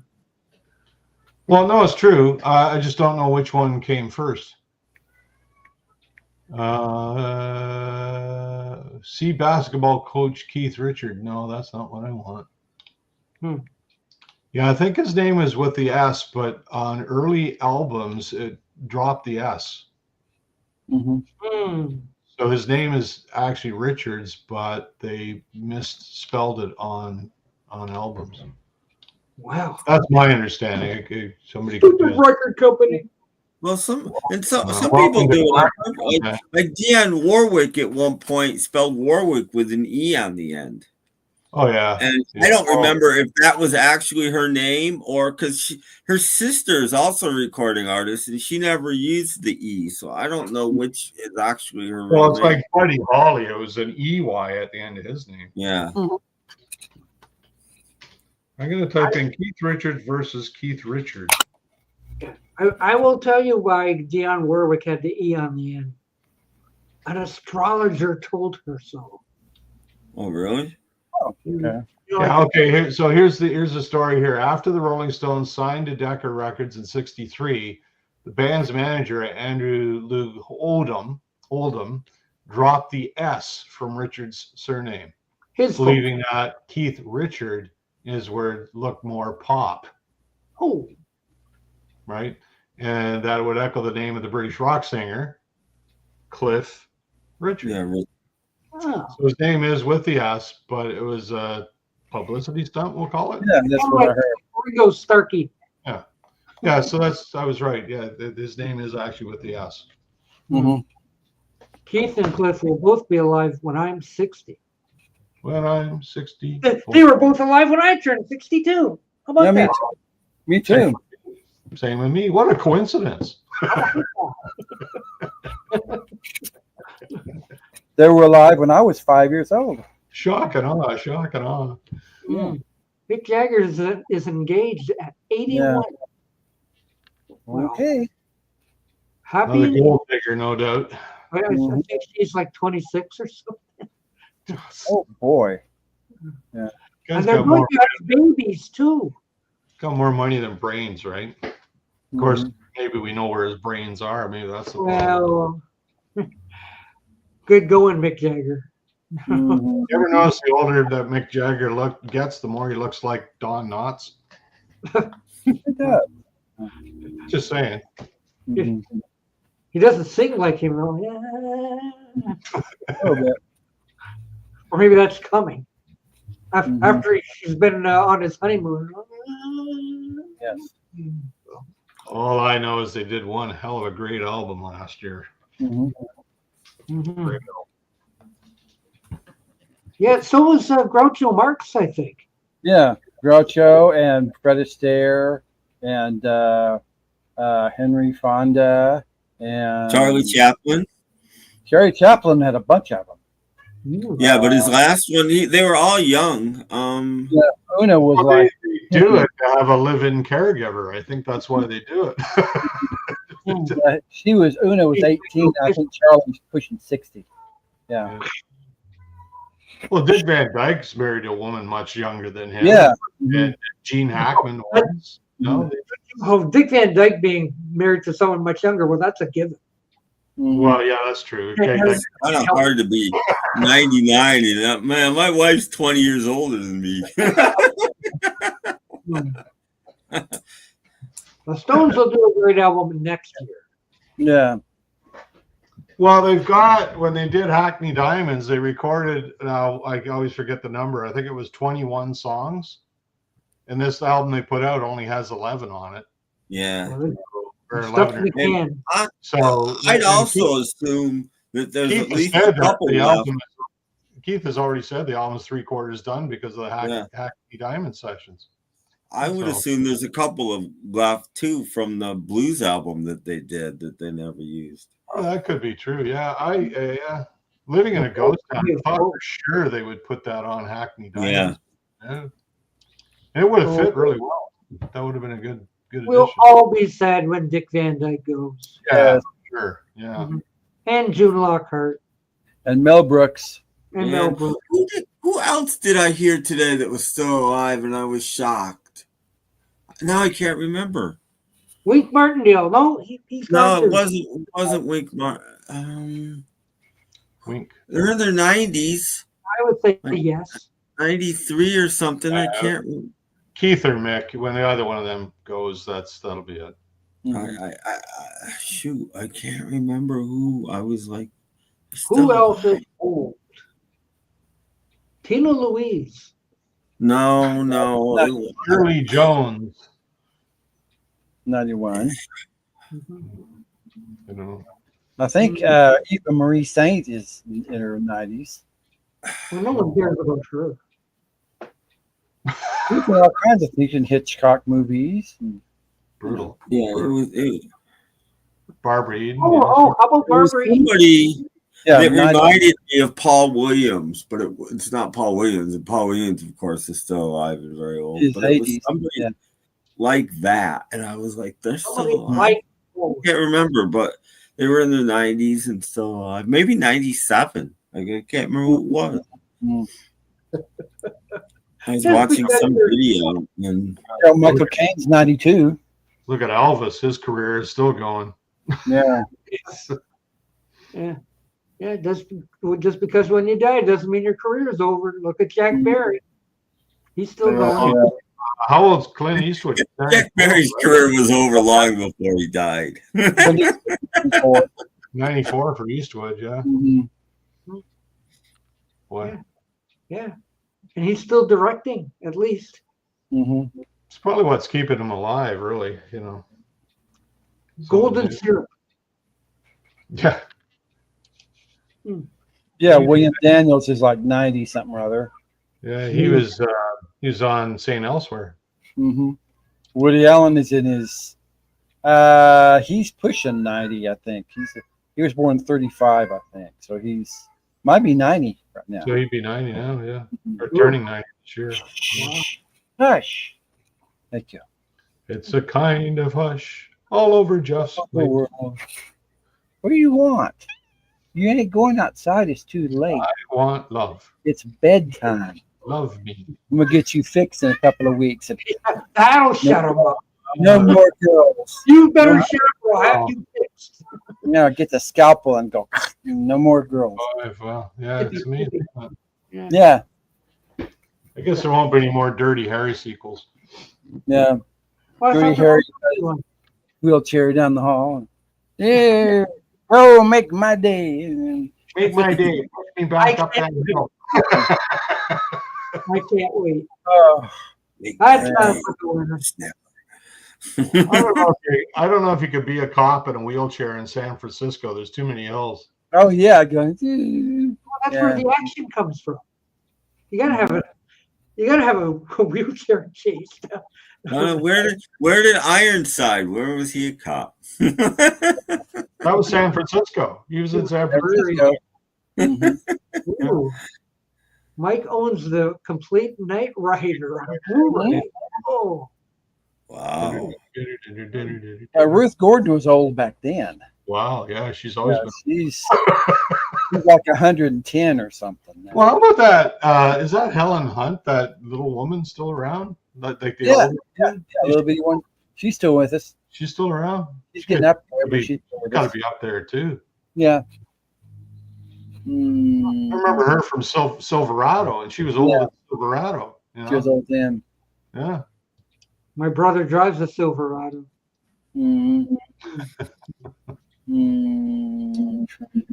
Ironside kicked ass in wheelchair. Well, I think Mark did, his buddy, but yeah. Yeah, be good. Had a gadget laden wheelchair.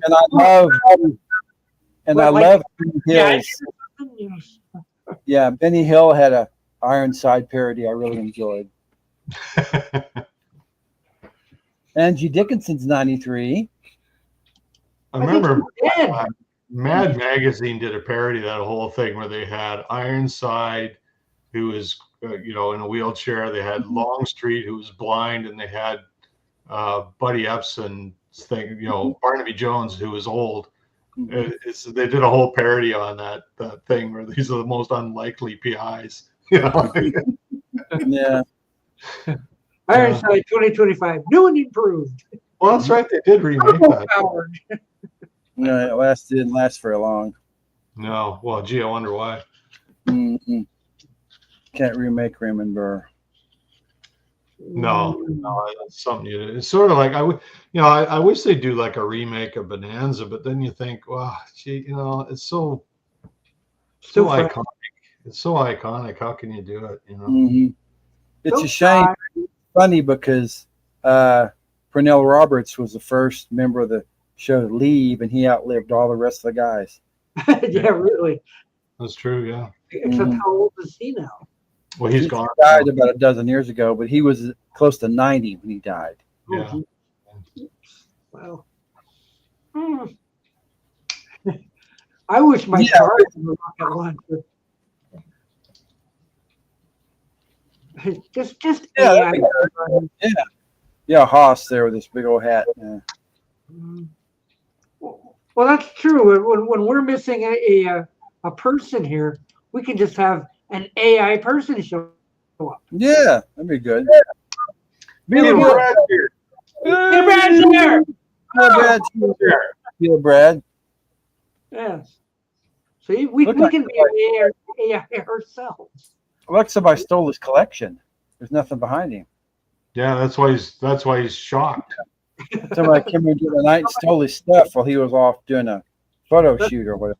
That's the day he walked into his museum and everything's gone. What? His wife sold it all for 10 cents on the dollar. Yeah. She threw it all out.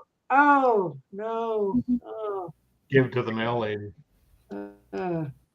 Oh yeah, those are good. Night radio shows with William. That's right, yeah, that was William Conrad. They're good, and I like. I've been watching the Black and White Gunsmokes with Chester, and when Burt Reynolds joined, you see him standing next to James Arness, and James Arness is like 6'6", and Burt Reynolds is like 5'8".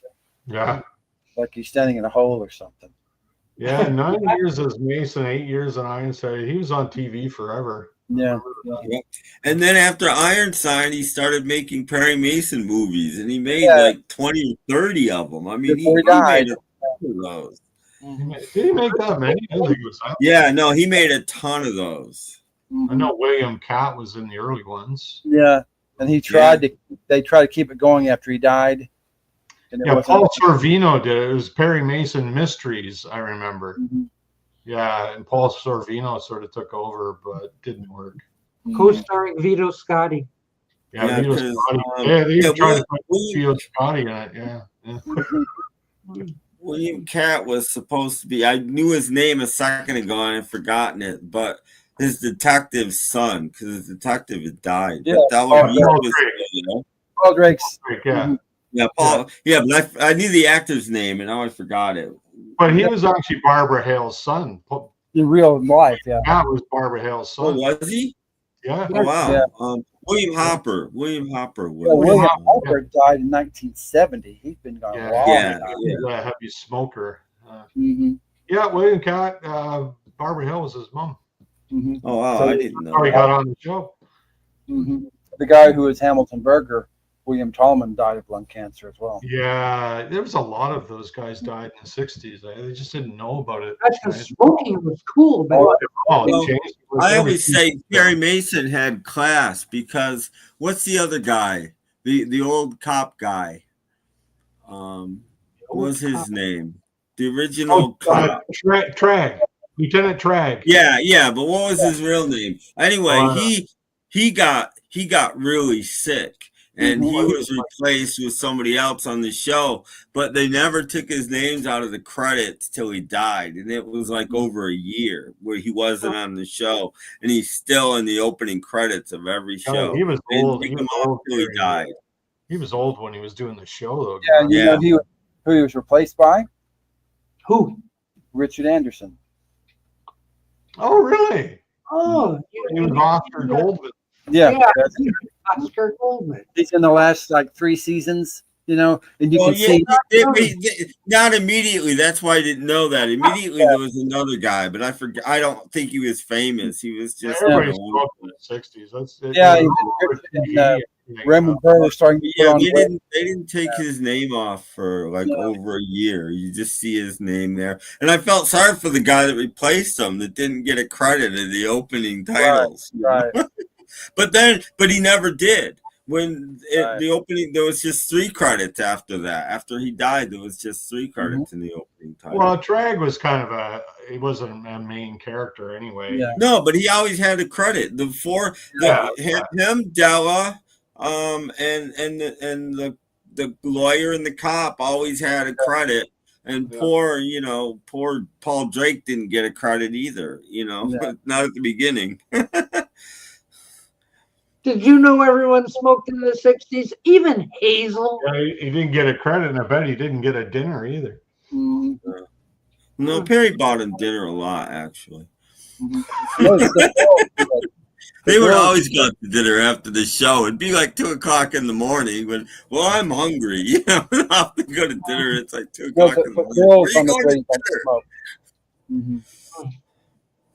Well, see, by the 70s, they started taking smoking out because they started to realize how bad it was for you. And remember when they banned cigarette commercials on TV? Oh, in the 70s, yeah. Oh, that was a big deal. Out of Paul McCartney's hand. Can't have They did. They airbrushed it out on Abbey Road. They airbrushed it out of his hand. Yeah, we can't have Paul setting a bad example. Get that. It happened. It happened in the U.S. Yeah. Yeah. Not for long, but it did happen. We started doing that. No, it's not time to go outside. No. Ray Collins. Yeah. Yeah, I saw him on a couple Ray old. Collins. He's in a lot of movies. He's in a lot of noir movies, and he did a lot. Of the Mercury Theater. Orson Welles. He was a member of the Mercury Theater's members. Yeah, he is in Citizen Kane, isn't he? I think he is. Agnes Moorehead, yeah, was one of them too. Yep. I've seen Hazel smoking lots of times. You know, whenever Mr. B wasn't looking, she'd be back behind the closet door. Having a smoke. Poof, poof, poof. I can remember being in high school, walking to the smoking area, just I had to hold my nose. The whiskey bottle. Yeah. I don't remember skulls in a whiskey bottle. What's that? No, they did.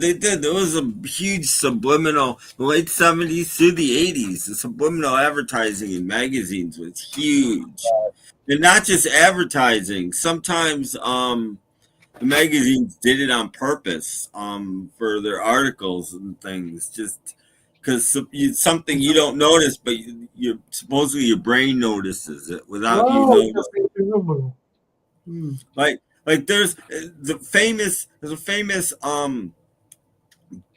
Playboy magazine with an article about John Lennon, and it's called the fleecing of John Lennon or something. It's about what was happening to his estate after he died.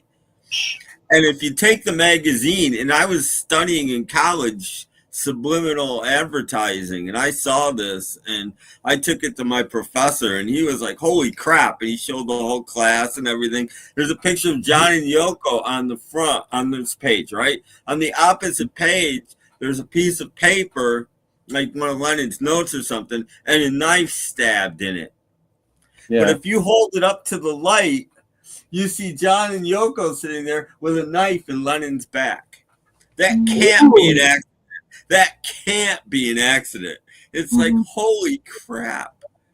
Yeah. But like the Letterman once had a guy on, a subliminal guy on his show, on the NBC show. And the guy, Letterman's not believing any of this subliminal stuff. He's like, no. And so this guy's got slides of real advertisements, and they put one up, and it's a hockey, right? And it's for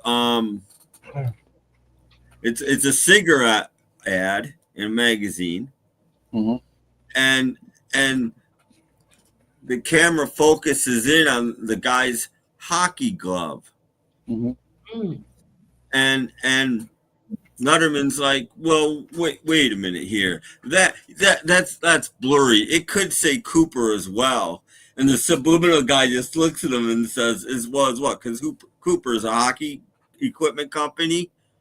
Letterman says, well, what? Everybody knows what. So say it. You know, so Letterman says, well, it looks like it says cancer.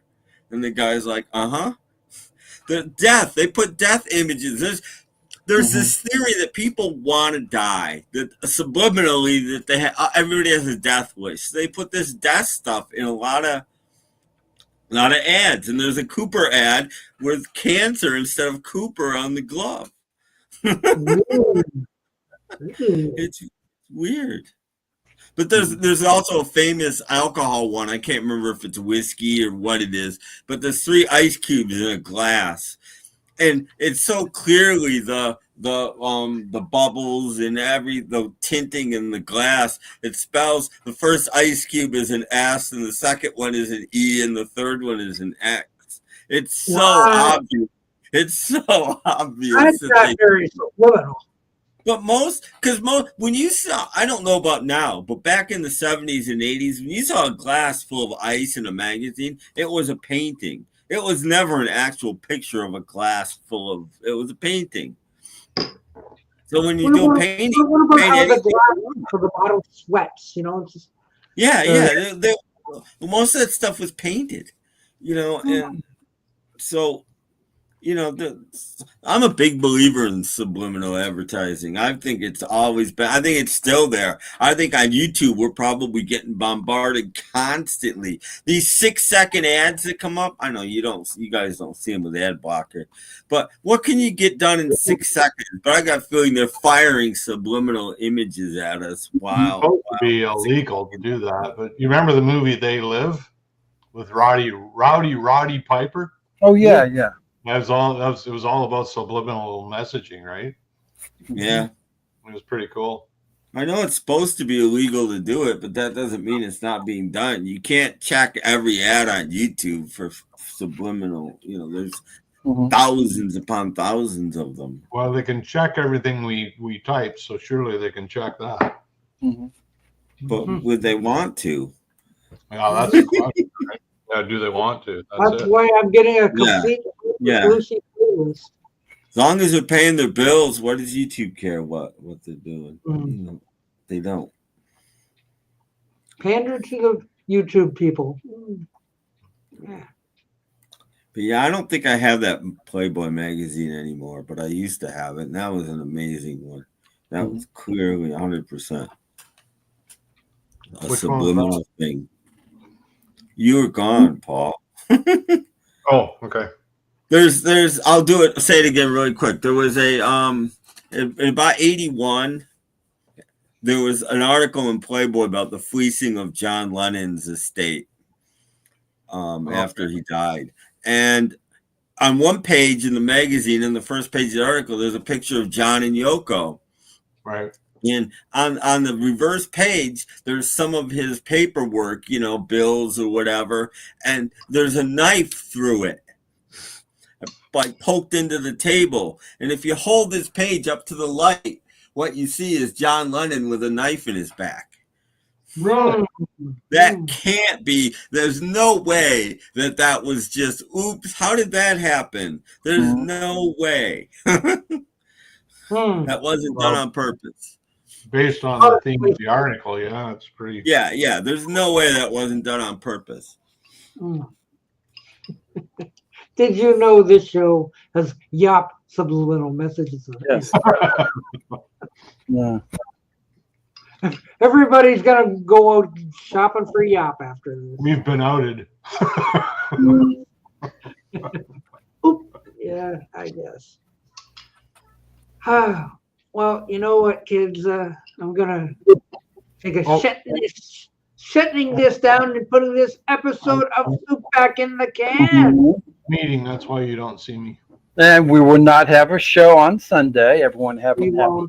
So, for anybody who's out there thinking, like, oh boy, I'll see you on Sunday, I'm afraid it will be Easter and we will not be here. Yes.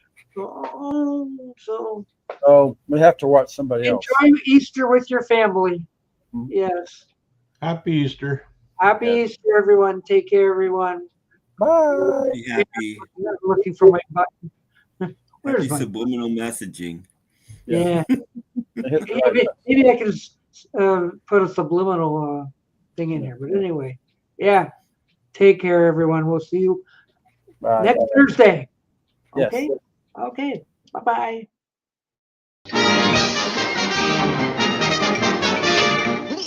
That's all, folks.